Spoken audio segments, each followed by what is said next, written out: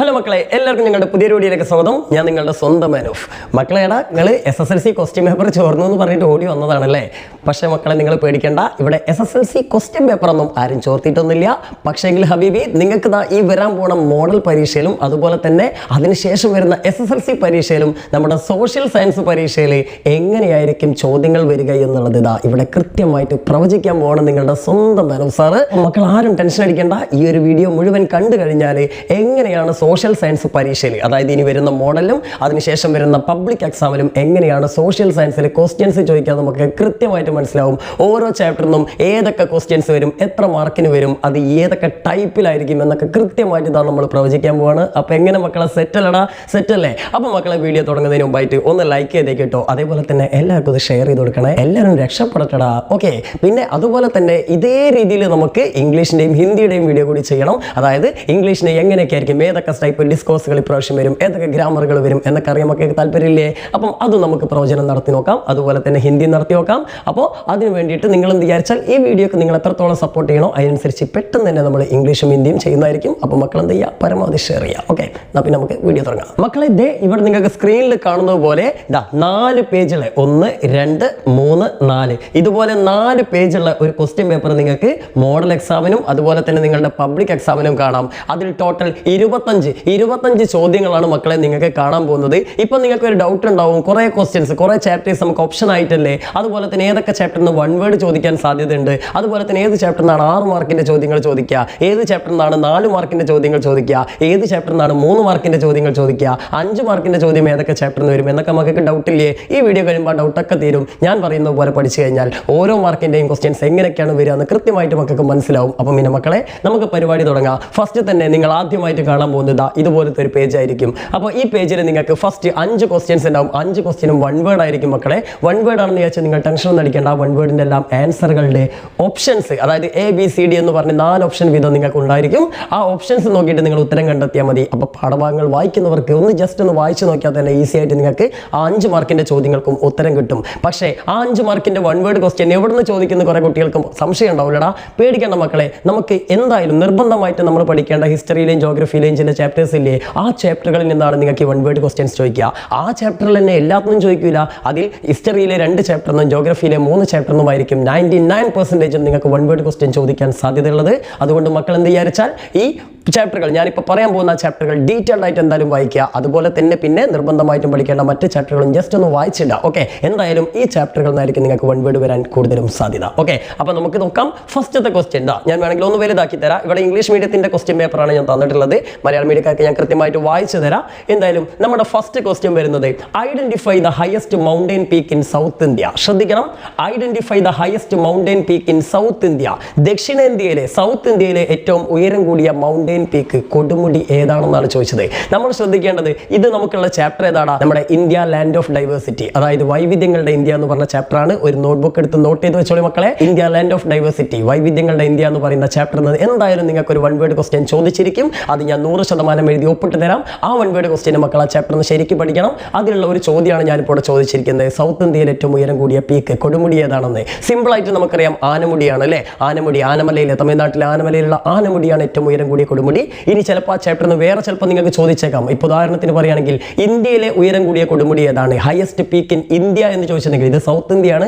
ഇന്ത്യയിലെ ഉയരം കൂടിയ കൊടുമുടി ഏതാണെന്ന് ചോദിച്ചാൽ മക്കൾക്ക് ക്യാൻസർ പറയണം മൗണ്ട് കെ2 അഥവാ ഗോഡ്വിൻ ആസ്റ്റിൻ അല്ലേ. അതായത് കാരക്കോറം നിരയിലെ, ട്രാൻസ് ഹിമാലയത്തിലെ കാരക്കോറത്തിൽ സ്ഥിതി ചെയ്യുന്ന മൗണ്ട് കെ2 ആണ് ഇന്ത്യയിലെ ഏറ്റവും ഉയരം കൂടിയത്. സൗത്ത് ഇന്ത്യയിലെ ആനമുടി. ഇനി ഹയസ്റ്റ് പീക്ക് ഇൻ ഹിമാലയ എന്ന് ചോദിച്ചു കഴിഞ്ഞാൽ, അതായത് ഹിമാലയത്തിലെ ഏറ്റവും ഉയരം കൂടിയ കൊടുമുടി ഏതാണെന്ന് ചോദിച്ചാൽ അത് കാഞ്ചൻജംഗയാണ്. 3 ശ്രദ്ധിക്കണം. ഒന്ന് ഇന്ത്യയിലെ ഏറ്റവും ഉയരം കൂടിയത് മൗണ്ട് കെ2, അതേപോലെ തന്നെ ഹിമാലയത്തിലെ ഏറ്റവും ഉയരം കൂടിയത് കാഞ്ചൻജംഗ, സൗത്ത് ഇന്ത്യയിലെ, ദക്ഷിണേന്ത്യയിലെ ഏറ്റവും ഉയരം കൂടിയത് ആനമുടി. മനസ്സിലാക്കണം കേട്ടോ. ഇനി അതേപോലെ ആ ചാപ്റ്ററിന് ചോദിക്കാൻ സാധ്യതയുള്ള ചില 1 വേർഡുകൾ കൂടിയുണ്ട്. ഞാൻ ജസ്റ്റ് ഒരു എക്സാമ്പിൾ പറയാണ്, എക്സാമ്പിൾ മാത്രമാണ്, നിങ്ങൾ ബാക്കിയുള്ളതും കൂടി പഠിക്കണം. ഉദാഹരണത്തിന് നമുക്ക് നർമ്മദ, താപ്തി, അതേപോലെ തന്നെ മഹാനദി, ഗോദാവരി, കൃഷ്ണ എന്നൊക്കെ പറഞ്ഞ് കുറേ റിവേഴ്സ് പഠിക്കാനുണ്ട്. പെനിൻസുലാറുണ്ട്, അതേപോലെ ഗംഗ, ബ്രഹ്മപുത്ര, സിന്ധു എന്നൊക്കെ തുടങ്ങിയിട്ട് എന്തുണ്ട്, നമ്മുടെ ഹിമാലയൻ റിവേഴ്സ് ഉണ്ട്. ഇതിൽ ഏതെങ്കിലും ഒരു റിവറിൻ്റെ ട്രിബ്യൂട്ടറി, പോഷക നദി എന്നിട്ട് അത് ഏത് നദിയുടേതാണെന്ന് ചിലപ്പം ചോദിക്കും. ഉദാഹരണത്തിന് പറയുകയാണെങ്കിൽ ഇബ് എന്ന പേര് തന്നിട്ട് ഇത് ഏത് നദിയുടെ ട്രിബ്യൂട്ടറി ആണെന്ന് ചോദിക്കും. അപ്പോൾ നമുക്കറിയാം മഹാനദിയുടെ ട്രിബ്യൂട്ടറിയാണ്. ബ്രാക്കറ്റിൽ നിങ്ങൾക്ക് മഹാനദി, കൃഷ്ണ, ഗോദാവരി എന്നൊക്കെ തരും. ഓക്കെ, ഇനി അല്ലെങ്കിൽ തിരിച്ച് ചോദിക്കും, ഇപ്പോൾ ഗോദാവരി എന്ന് പറഞ്ഞ നദിയുടെ ട്രിബ്യൂട്ടറി ഏതാണെന്ന് വെച്ചിട്ട് കുറേ നദികളുടെ പേര് എഴുതും. അപ്പോൾ നമുക്കറിയാം ഇന്ദ്രാവതി, ശബരി, ഈ 2 നദികളാണ് ഗോദാവരിയുടെ ട്രിബ്യൂട്ടറീസ്. അപ്പോൾ അതിലേതെങ്കിലും ഒന്നുണ്ടെങ്കിൽ ഉണ്ടെങ്കിൽ നമ്മുടെ ഓപ്ഷൻ ശരിയാണ്. അങ്ങനെ എല്ലാ നദികളുടെയും ട്രിബ്യൂട്ടറീസ് ഒന്ന് പഠിച്ചു വെച്ച് കഴിഞ്ഞാൽ ഇതിലേതെങ്കിലുമൊക്കെ വരാൻ സാധ്യതയുണ്ട്. ഉദാഹരണത്തിന് യമുന ഏത് നദിയുടെ ട്രിബ്യൂട്ടറി എന്ന് ചോദിച്ചാൽ ഗംഗയുടേതാണ് അല്ലേ. പിന്നെ നിങ്ങൾ പഠിക്കേണ്ട നദികളുടെ ഉത്ഭവസ്ഥാനമാണ്. ഉദാഹരണത്തിന് ചമയുങ്തുങ് എന്ന് പറഞ്ഞ ഗ്ലേഷ്യറിൽ നിന്ന്, അതായത് ഹിമാലയയിൽ നിന്ന് ഉത്ഭവിക്കുന്ന നദി ഏതാണെന്ന് ചോദിച്ചാൽ അത് നമ്മുടെ ബ്രഹ്മപുത്രയാണ്. അതേപോലെ ഗംഗോത്രി ഹിമാലയയിൽ നിന്ന് ഉത്ഭവിക്കുന്നത് നമ്മുടെ ഗംഗയാണ് അല്ലേ. അപ്പോൾ ഇങ്ങനെ ഏത് നദികളുടെ ഉത്ഭവസ്ഥാനങ്ങൾ പഠിക്കാം, ചിലപ്പോൾ വൺ വേർഡ് വന്നേക്കാം. ഇനി അതേപോലെ തന്നെ വെസ്റ്റേൺ ഡിസ്റ്റർബൻസ്, പശ്ചിമ അസ്വസ്ഥത എന്ന് പറഞ്ഞൊരു സാധനം ആ ചാപ്റ്ററിൽ നമ്മൾ പഠിക്കുന്നുണ്ട്. ഇത് ഏത് ക്ലൈമറ്റിന്റെ, ഏത് കാലാവസ്ഥയുടെ പ്രതിഭാസമാണെന്ന് ചോദിക്കും, ഏത് ഫിനോമിനയാണെന്ന്. നമുക്കറിയാം അത് വിന്റർ സീസണിലാണ് അല്ലേ. വിന്റർ സീസണിൽ നമ്മുടെ മെഡിറ്ററേനിയൻ സീ എന്ന ഒരു ട്രോപ്പോസ്ഫിയറിലൂടെ വീശുന്ന ജെറ്റ് സ്ട്രീം, അതായത് ജെറ്റ് പ്രവാഹങ്ങൾ കൊണ്ടുവരുന്ന ഒരു എടങ്ങേറാണെന്ത് ഈ വിന്റർ അല്ലെങ്കിൽ ശൈത്യകാലത്ത് കിട്ടുന്ന ഒരു മഴയാണ് വെസ്റ്റേൺ ഡിസ്റ്റർബൻസ് അല്ലെങ്കിൽ പശ്ചിമ അസ്വസ്ഥത. അപ്പം ആ പശ്ചിമ അസ്വസ്ഥത ഏത് സീസണിലാണ് അനുഭവപ്പെടുന്നത്, വൺ വേർഡ് ക്വസ്റ്റ്യൻ ചോദിക്കാം. ചിലപ്പോൾ 4 സീസണും തരും. South west monsoon, north east monsoon, അതായത് തെക്ക് പടിഞ്ഞാറൻ, വടക്കിഴക്കൻ, പിന്നെ സമ്മർ, വിന്റർ എന്നൊക്കെ തരും. ആൻസർ വിന്റർ, ശൈത്യകാലമാണ് അല്ലേ. ഇനി അതേപോലെ ഒക്ടോബർ ഹീറ്റ് ഏത് സീസണിലാണ് ഉണ്ടാവുന്നത്, ചിലപ്പോൾ വൺ വേർഡ് ക്വസ്റ്റ്യൻ ആയിട്ട് വരും. ഒക്ടോബർ ചൂട് നമുക്കറിയാം, അത് നോർത്ത് ഈസ്റ്റ് മൺസൂൺ, വടക്കിഴക്കൻ മൺസൂണിന്റെ പ്രതിഭാസമാണ്. ഇനി അതേപോലെ ചിലപ്പോൾ നമ്മുടെ ഭൂപ്രകൃതി, ഫിസിയോഗ്രഫിക്കൽ ഡിവിഷൻസിനെ കുറിച്ച് ഡയറക്റ്റ് ചോദിച്ചേക്കാം. ഉദാഹരണത്തിന് നമ്മുടെ മിനറൽ മെക്ക അല്ലെങ്കിൽ സോഴ്സസ് ഓഫ് മിനറൽ എന്നറിയപ്പെടുന്ന ഇത് പ്രദേശം ഏതാണെന്ന് ചോദിക്കും. അതായത് ധാതുക്കളുടെ കലവറ നമ്മുടെ പെനിൻസുലാർ പ്ലേറ്റ്യൂ, അതായത് ഉപദ്വീപീയ പീഠഭൂമി പ്രദേശമാണ്. അല്ലെങ്കിൽ ചിലപ്പോൾ പർവ്വതങ്ങൾ, മൗണ്ടെയിൻസിനെ കുറിച്ച് ചിലപ്പോൾ ചോദിച്ചേക്കാം. അതായത് നമ്മുടെ ഈസ്റ്റേൺ കോസ്റ്റിന് പാരലായിട്ട് സമാന്തരമായി സ്ഥിതി ചെയ്യുന്ന പർവ്വതം ഏതാണെന്ന് ചോദിച്ചാൽ കിഴക്കൻ തീരത്തിന് സമാന്തരമായി സ്ഥിതി ചെയ്യുന്ന പർവ്വതം ഏതാണ്,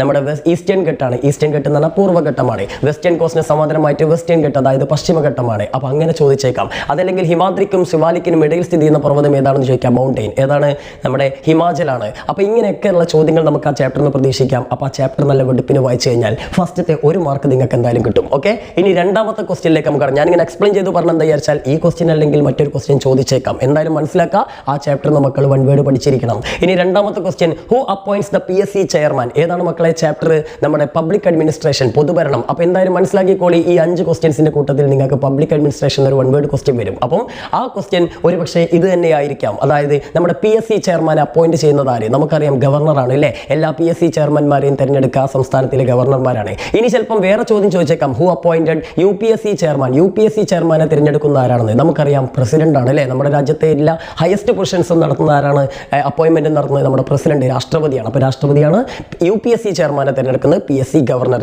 ഇനി ഇതേപോലെ തന്നെ ആ ചാപ്റ്ററിന് വേറെയും ഇഷ്ടംപോലെ ചോദ്യങ്ങൾക്ക് സാധ്യതയുള്ള ഒരു ഭാഗമാണ്. ഉദാഹരണത്തിന് പറയുകയാണെങ്കിൽ IAS എന്നുള്ളത് ഏത് എന്താണ് സിവിൽ സർവീസിന്റെ ഏത് ഡിപ്പാർട്ട്മെന്റിൽ പെടുന്നതെന്ന് ചോദിച്ചാൽ IAS നമുക്കറിയാം ഓൾ ഇന്ത്യ സർവീസ്, അഖിലേന്ത്യാ സർവീസിൽ പെടുന്നതാണ്. ഇനി അതെല്ലാം തിരിച്ചും ചോദിക്കാം. ഇപ്പോൾ ഉദാഹരണത്തിന് സെൻട്രൽ സർവീസിൽ പെടുന്ന ഒരു ജോലി എന്ന് പറഞ്ഞിട്ട് കുറേ ജോലികൾ തരും. അപ്പോൾ നമുക്കറിയാം ഇന്ത്യൻ റെയിൽവേ, അതേപോലെ തന്നെ ഫോറസ്റ്റ്, ഇങ്ങനെയൊക്കെ ഉള്ളതൊക്കെയാണ് എന്ത് നമ്മുടെ സെൻട്രൽ സർവീസിൽ പെടുന്നത്. അപ്പം ഇന്ത്യൻ റെയിൽവേ സർവീസ് എന്നുണ്ടെങ്കിൽ അതാണ് നമ്മുടെ ആൻസർ എന്ന് മനസ്സിലാക്കാം. അപ്പോൾ അങ്ങനെയൊക്കെ ചിലപ്പോൾ ചോദ്യങ്ങൾ വരും. അതേപോലെ തന്നെ ഓംബുഡ്സ്മാനെ അപ്പോയിന്റ് ചെയ്യുന്നത് ആരാണ്, നമുക്കറിയാം റിട്ടയർഡ് ഹൈക്കോടതി ജഡ്ജാണ്. അപ്പോൾ ഇതൊക്കെ ചിലപ്പോൾ നമുക്ക് ചോദിച്ചേക്കാം. അല്ലെങ്കിൽ സെൻട്രൽ വിജിലൻസ് കമ്മീഷന്റെ നേതാവ് ആരാണ്, സെൻട്രൽ വിജിലൻസ് കമ്മീഷണറാണ് അല്ലേ. പിന്നെ അതേപോലെ തന്നെ നമ്മുടെ വിവരാവകാശ നിയമം കൊണ്ടുവന്നത് ഏത് എന്താ പറയുക സംഘടനയുടെ പ്രവർത്തന ഫലമായിട്ടാണ്, രാജസ്ഥാനിലെ കിസാൻ മസ്ദൂർ ശക്തി സംഘടന. അപ്പോൾ ഇങ്ങനെയൊക്കെയുള്ള കാര്യങ്ങൾ. പിന്നെ അതേപോലെ സേവനങ്ങൾ കൃത്യമായ സമയത്ത്, സർവീസുകൾ കൃത്യമായ സമയത്ത് കിട്ടാൻ കാരണമായിട്ടുള്ള നിയമം ഏതാണ്, റൈറ്റ് ടു സർവീസ് ആക്ട്, സേവനാവകാശ നിയമം അല്ലേ.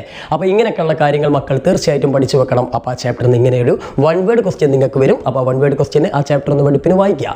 ദെൻ അടുത്ത ക്വസ്റ്റ്യൻ ഞാൻ ഇവിടെ തന്നിട്ടുള്ളത്, first struggle of Gandhiji in India, ഇന്ത്യയിലെ ഗാന്ധിജിയുടെ ആദ്യത്തെ സത്യാഗ്രഹം അല്ലെങ്കിൽ സമരം. നമുക്കറിയാം ഗാന്ധിജി ഇന്ത്യയിലെത്തിയതിനു ശേഷം 3 ഏർലി സ്ട്രഗിൾസ്, ആദ്യകാല സമരങ്ങൾ നടത്തിയിരുന്നു, പ്രാദേശിക സമരങ്ങൾ. അതിൽ ആദ്യത്തെ സമരം ചമ്പാരനാണ്. അപ്പോൾ ഗാന്ധിജി ഇന്ത്യയിൽ നടത്തിയ ആദ്യത്തെ സത്യാഗ്രഹം ഏതാണെന്ന് ചോദിച്ചാൽ അത് ചമ്പാരൻ സത്യാഗ്രഹമാണ്. ഏതാണ് മക്കളെ ചാപ്റ്റർ, സ്ട്രഗിൾ ആൻഡ് ഫ്രീഡം, അതായത് സമരവും സ്വാതന്ത്ര്യവും. എഴുതി വെച്ചോ, നിങ്ങൾക്ക് എന്തായാലും ഈ 5 മാർക്കിന്റെ വൺ വേർഡ് ക്വസ്റ്റ്യൻസിൽ സ്ട്രഗിൾ ആൻഡ് ഫ്രീഡം, സമരവും സ്വാതന്ത്ര്യം എന്ന് പറഞ്ഞ ചാപ്റ്ററിൽ നിന്ന് എന്തായാലും ഒരു വൺ വേർഡ് ക്വസ്റ്റ്യൻ വന്നിരിക്കും. അപ്പോൾ ആ ചാപ്റ്റർ ഡീറ്റെയിൽഡ് ആയിട്ട് വായിക്കണം. അതിൽ ഒരു ക്വസ്റ്റ്യനാണ് ഞാൻ ഇവിടെ തന്നത്, ഗാന്ധിജിയുടെ ആദ്യത്തെ സമരം ചമ്പാരൻ. ഇനി ചിലപ്പോൾ ഇതേ ക്വസ്റ്റ്യൻ വേറെ രീതിയിൽ നിങ്ങൾക്ക് ചോദിക്കും, ഗാന്ധിജി ആദ്യമായി ഇന്ത്യയിൽ നടത്തിയ പോപ്പുലർ മൂവ്മെന്റ്, അതായത് ജനകീയ സമരം ഏതാണെന്ന്. പോപ്പുലർ മൂവ്മെന്റ് അല്ലെങ്കിൽ ജനകീയ സമരം, അതല്ലെങ്കിൽ ഇന്ത്യൻ നാഷണൽ മൂവ്മെന്റിന്റെ, അതായത് ഇന്ത്യൻ ദേശീയ പ്രസ്ഥാനത്തിന്റെ ഭാഗമായി ഗാന്ധിജി നടത്തിയ സമരം ഏതാണെന്ന് ചോദിച്ചാൽ അത് ചമ്പാരനല്ല, അത് നോൺ കോപ്പറേഷൻ മൂവ്മെന്റ്, അതായത് നിസ്സഹകരണ പ്രസ്ഥാനമാണെന്ന് ഓർക്കണം, മറന്നു പോകരുത്.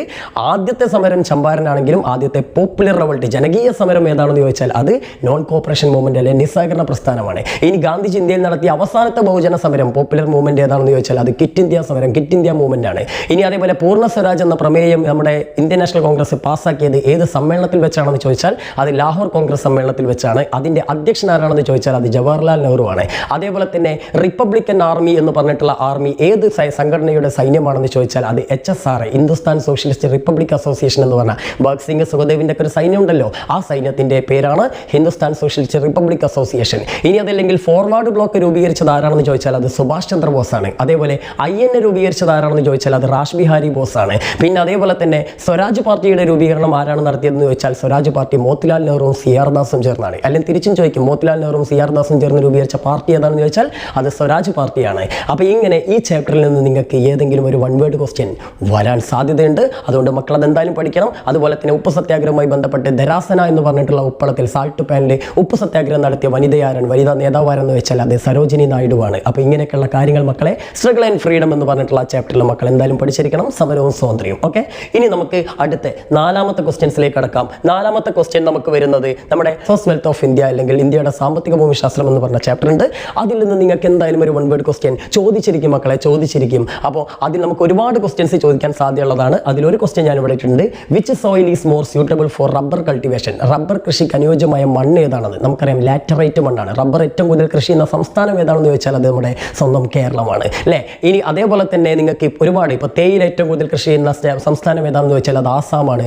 അതുപോലെ തന്നെ നമ്മുടെ പരുത്തി ഏറ്റവും കൂടുതൽ കൃഷി ചെയ്യുന്നത് മഹാരാഷ്ട്രയിലാണ്. ഇങ്ങനെയുള്ള കാര്യങ്ങൾ പഠിച്ചു വെക്കണം. നെല്ല് ഏറ്റവും കൂടുതൽ കൃഷി ചെയ്യുന്നത് ഉത്തർപ്രദേശിലാണ്. പിന്നെ അതേപോലെ തന്നെ നെല്ല് ഏത് ടൈപ്പ് വിളയാണെന്ന് ചോദിച്ചാൽ, ഏത് ക്രോപ്പാണെന്ന് ചോദിച്ചാൽ അത് ഖാരിഫ് ക്രോപ്പാണ്. പിന്നെ ഗോതമ്പ് വീറ്റ് ഏത് ക്രോപ്പാണെന്ന് ചോദിച്ചാൽ അത് റാബി ക്രോപ്പാണ്. പഴങ്ങളും പച്ചക്കറികളും ഏത് ക്രോപ്പുകളാണെന്ന് ചോദിച്ചാൽ ഫ്രൂട്ട്സ് ആൻഡ് വെജിറ്റബിൾസ് സൈദ് ക്രോപ്പാണ്. ഇങ്ങനെയൊക്കെ ചിലപ്പോൾ തിരിച്ചും മറിച്ചൊക്കെ നിങ്ങൾക്ക് എന്ത് ചെയ്യും, ചോദ്യങ്ങൾ വരാം. അപ്പോൾ ആ ചോദ്യങ്ങൾ മക്കൾ എന്ത് ചെയ്യണം, കൃത്യമായിട്ട് മനസ്സിലാക്കണം. അതുപോലെ തന്നെ ഓരോ കൃഷിയുടെ ഇപ്പോൾ ഉദാഹരണത്തിന് നമ്മുടെ നെല്ലിന് അനുയോജ്യമായ മണ്ണ് ഏതാണെന്ന് വെച്ചാൽ അത് അലൂവിയൽ സോയിലാണ്. ഇങ്ങനെയൊക്കെയുള്ള മണ്ണുകൾ കൂടി മക്കൾ പഠിക്കണം. പരുത്തി കൃഷിക്ക് അനുയോജ്യമായ മണ്ണ് കറുത്ത മണ്ണ് ബ്ലാക്ക് സോയിലാണ്. ബ്ലാക്ക് സോയിൽ ഏറ്റവും കൂടുതൽ കാണപ്പെടുന്നത് നമ്മുടെ പെനിൻസുലാർ പ്ലേറ്റ് ഉപദ്വീപീയ പീഠഭൂമിയിലാണ്. ഇങ്ങനെയൊക്കെയുള്ള കാര്യങ്ങൾ മക്കൾ ഈ ചാപ്റ്ററിലൂടെ എന്ത് ചെയ്യണം, മനസ്സിലാക്കി വെക്കണം. ഇതൊക്കെ ചോദിക്കാം. ഇനി അതേപോലെ തന്നെ ഈ ചാപ്റ്ററിൽ നമുക്ക് വ്യവസായങ്ങൾ ഒരുപാടുണ്ട്. ഇന്ത്യയിൽ ഏറ്റവും കൂടുതൽ കൽക്കരിയുടെ മൈൻ, കൽക്കരി അത് കോൾ മൈൻ കാണപ്പെടുന്നത്, ഏറ്റവും വലിയ കോൾ മൈൻ കാണപ്പെടുന്നത് ലാർജസ്റ്റ് കോൾ മൈൻ ജാരിയ എന്ന് പറഞ്ഞ സ്ഥലത്താണ്. ജാർഖണ്ഡിലെ ജാരിയ എന്ന് പറഞ്ഞ സ്ഥലത്താണ്. അതേപോലെ പെട്രോളിയം ആദ്യമായിട്ട് മൈൻ ചെയ്തത് ആസാമിലെ ദിഗ്ബോയിലാണ്. പിന്നെ അതേപോലെ തന്നെ ആദ്യത്തെ ഇന്ത്യയിലെ ഏറ്റവും വലിയ ലാർജസ്റ്റ് പെട്രോളിയം ഫീൽഡ്, അതായത് പെട്രോളിയം ഖനനം ചെയ്യുന്നത് മുംബൈ ഹൈലാണ്. അപ്പോൾ അങ്ങനെ ഒരുപാട് ക്വസ്റ്റ്യൻസിന് ആ ചാപ്റ്ററിൽ നിങ്ങൾക്ക് സാധ്യതയുണ്ട്. ഇതൊക്കെ കൃത്യമായിട്ട് പഠിച്ചു കഴിഞ്ഞാൽ ആ ചാപ്റ്ററിൽ വൺ വേർഡ് ക്വസ്റ്റ്യൻ മക്കൾക്ക് മിസ്സാവില്ല. കൃത്യമായിട്ട് പഠിക്കുക. ഇനി അവസാനമായിട്ട് നമുക്ക് പഠിക്കാനുള്ള identify the tax collected by state government എന്ന് പറഞ്ഞിട്ടൊരു ചാപ്റ്റർ ഉണ്ട്. ഇതേതാ chapter? Public revenue and public expenditure എന്ന് പറഞ്ഞ ചാപ്റ്റർ ഉണ്ട്. പൊതുവരുമാനവും പൊതുചെലവും എന്ന് പറഞ്ഞ ഒരു ജോഗ്രഫിയിലെ ചാപ്റ്റർ.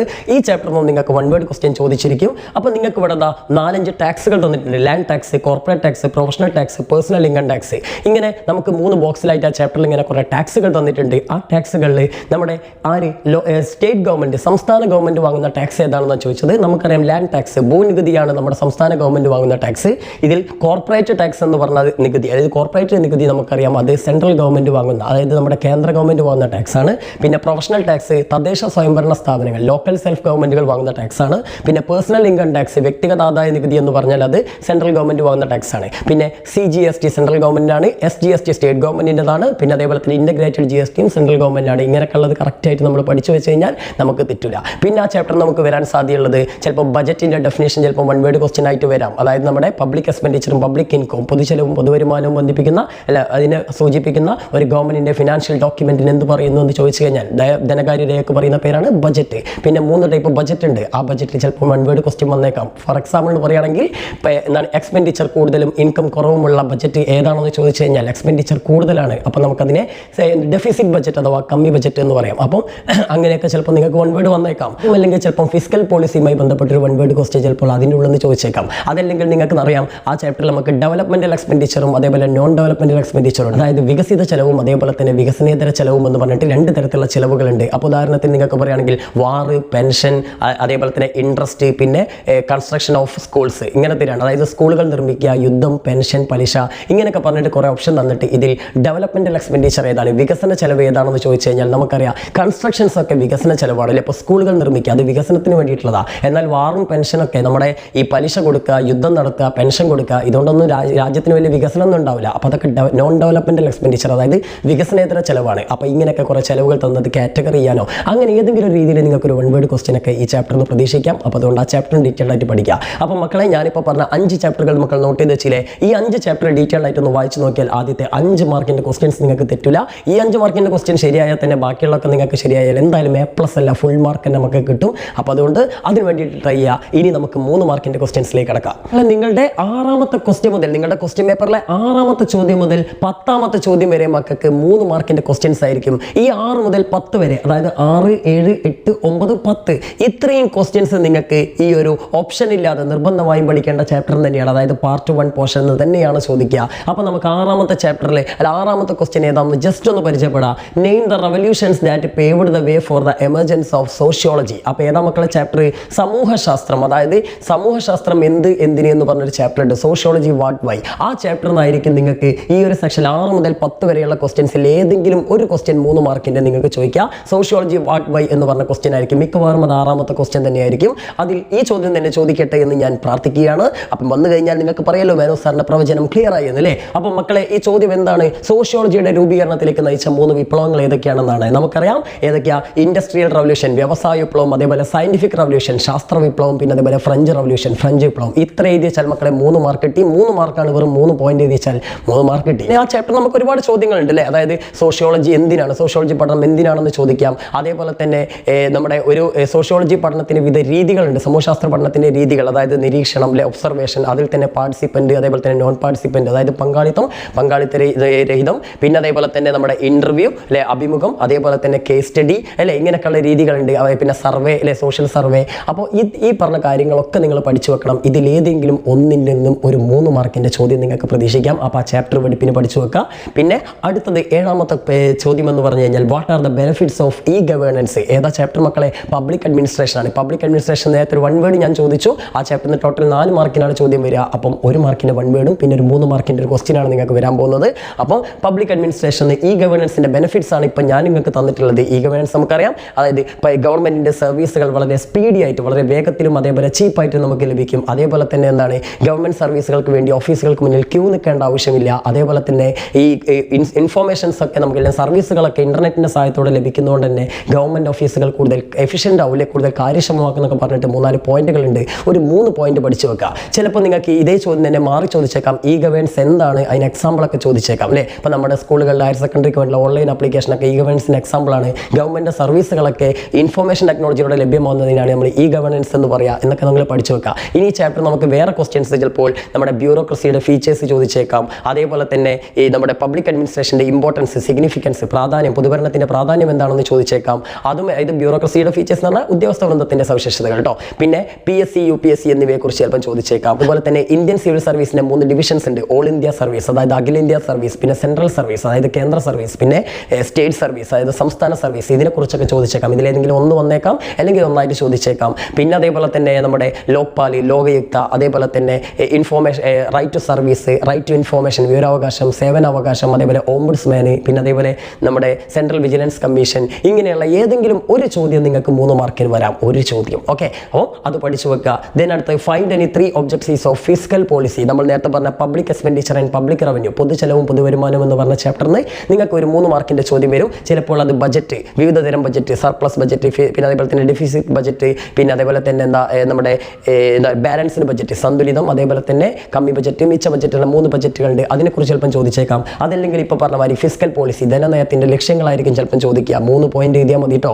പിന്നെ അതുമല്ലെങ്കിൽ ചിലപ്പോൾ നിങ്ങൾക്ക് ഗവൺമെന്റിന്റെ മറ്റേ ഡയറക്റ്റ് ടാക്സും ഇൻഡയറക്റ്റ് ടാക്സ്, ഇതിലേതെങ്കിലും ഒന്ന് എക്സാമ്പിൾ അടക്കം ചോദിച്ചേക്കാം. അല്ലെങ്കിൽ GST കുറിച്ച് 3 GST ഉണ്ട്, CGST, SGST, പിന്നെ IGST അല്ലേ, ഇന്റഗ്രേറ്റഡ് GST. ഇത് 3-ലേതെങ്കിലും ഒന്നോ അല്ലെങ്കിൽ ഇതെല്ലാം ചോദിച്ചേക്കാം. അല്ലെങ്കിൽ GST കൗൺസിലിന്റെ റെക്കമെൻഡേഷൻ, GST കൗൺസിലിന്റെ ശുപാർശകളെ കുറിച്ച് ചോദിച്ചേക്കാം. അതുമല്ലെങ്കിൽ ഗവൺമെന്റിന്റെ നോൺ റവന്യൂ എക്സ്പെൻഡിച്ചർ, അതായത് വികസനേതര ചെലവുകളെ കുറിച്ച് ചോദിച്ചേക്കാം. അതേപോലെ ചിലപ്പം ഡെവലപ്മെന്റൽ എക്സ്പെൻഡിച്ചർ, അതായത് വികസന ചെലവും വികസനേതര ചെലവും, നോൺ ഡെവലപ്മെന്റൽ എക്സ്പെൻഡിച്ചർ തമ്മിലുള്ള കമ്പാരിസൺ ചോദിച്ചേക്കാം. അതുമല്ലെങ്കിൽ ഇന്ത്യയിൽ പബ്ലിക് എക്സ്പെൻഡിച്ചർ, പൊതുചെലവ് അല്ലെങ്കിൽ പബ്ലിക് ഡെപ്റ്റ്, പൊതുകടം, ഇതൊക്കെ കൂടാനുള്ള കാരണം എന്താണെന്ന് ചോദിച്ചേക്കാം. അല്ലെങ്കിൽ ഇന്റേണൽ ഡെപ്റ്റും എക്സ്റ്റേണൽ ഡെപ്റ്റും എന്താണെന്ന് ചോദിച്ചേക്കാം. അപ്പം ഇതൊക്കെ മക്കളൊന്ന് മനസ്സിലാക്കി വെച്ചാൽ മക്കളെ ഈ 3 മാർക്കും നിങ്ങൾക്ക് പോകില്ല. ഇനി അടുത്തത് what are the advantages of water transport, ജലഗതാഗതത്തിന്റെ മേന്മകൾ എന്താണെന്നാണ് നെക്സ്റ്റ് ക്വസ്റ്റ്യൻ. മക്കളെ ആ ചാപ്റ്റർ എന്ന് പറഞ്ഞാൽ ഞാൻ നേരത്തെ പറഞ്ഞ ഏതാണ്, റിസോഴ്സ് വെൽത്ത് ഓഫ് ഇന്ത്യ, അതായത് നമ്മുടെ ഇന്ത്യയുടെ സാമ്പത്തിക ഭൂമിശാസ്ത്രം എന്ന് പറയുന്ന ചാപ്റ്ററാണ്. ആ ചാപ്റ്റർ നമുക്ക് ഒരുപാട് കാര്യങ്ങളുണ്ട്. ഇവിടെ നിങ്ങൾക്ക് തന്നിട്ടുള്ളത് ജലഗതാഗതത്തിന്റെ മേന്മകൾ എന്തൊക്കെയാണെന്നാണ്. ചീപ്പാണ്, അതേപോലെ തന്നെ എന്താ ലെസ് പൊല്യൂഷൻ, മലിനീകരണം കുറവാണ്, പിന്നെ ഈ കാർഗോ ട്രാൻസ്പോർട്ടേഷന് സ്യൂട്ടബിൾ ആണ് അല്ലേ, അതായത് ചരക്ക് ഗതാഗതത്തിന് അനുയോജ്യമാണ്, ഇന്റർനാഷണൽ ട്രാൻസ്പോർട്ടിന്, അന്താരാഷ്ട്ര വാണിജ്യത്തിന്, ഗതാഗതത്തിന് അനുയോജ്യമാണെന്നൊക്കെ പറഞ്ഞ് കുറച്ച് പോയിന്റുകളുണ്ട്. 3 പോയിന്റ് പഠിച്ചു വെച്ചാൽ മതി. ഇനി ആ ചാപ്റ്റർ നമുക്ക് വേറെ ഒരുപാട് ചോദ്യങ്ങളുണ്ട്. അതായത് റൈസ്, അതായത് നെല്ലിന് അനുകൂലമായ ഭൂമിശാസ്ത്ര ഘടകങ്ങൾ ഏതൊക്കെയാണ്, ഏത് മണ്ണിലാണ് വളരുക, ഏത് ടെമ്പറേച്ചറാണ് വേണ്ടത്, അതേപോലെ തന്നെ അത് ഏറ്റവും കൂടുതൽ കൃഷി സംസ്ഥാനം ഏതാണ്, പിന്നെ അതേപോലെ എത്ര സെന്റിമീറ്റർ മഴ വേണം, ഇങ്ങനെ നെല്ലിൻ്റെ ഉണ്ട്, ഗോതമ്പിൻ്റെ ഉണ്ട്, അതേപോലെ തന്നെ ചണം ജൂട്ടിൻ്റെ ഉണ്ട്, വീറ്റ് പരുത്തിയുടേതുണ്ട്, അതേ ഇത് കോട്ടൻ്റെ ഉണ്ട്, പിന്നെ അതേപോലെ തന്നെ നമ്മുടെ റബ്ബർ, പിന്നെ കോഫി, ടീ, ഇങ്ങനെ പറഞ്ഞ് കുറേ വിളകളുടേതുണ്ട്. ഏതെങ്കിലും ഒരു വിളകളുടേത് ചിലപ്പം ചോദിച്ചേക്കാം. അതല്ലെങ്കിൽ ഖാരിഫ്, റാബി, സെയ്ദ് തുടങ്ങിയിട്ടുള്ള കാർഷിക കാലങ്ങൾ നമുക്കുണ്ട്, ഇതിനെക്കുറിച്ച് ചോദിച്ചേക്കാം, അതിലുള്ള വിളകൾ ചോദിച്ചേക്കാം.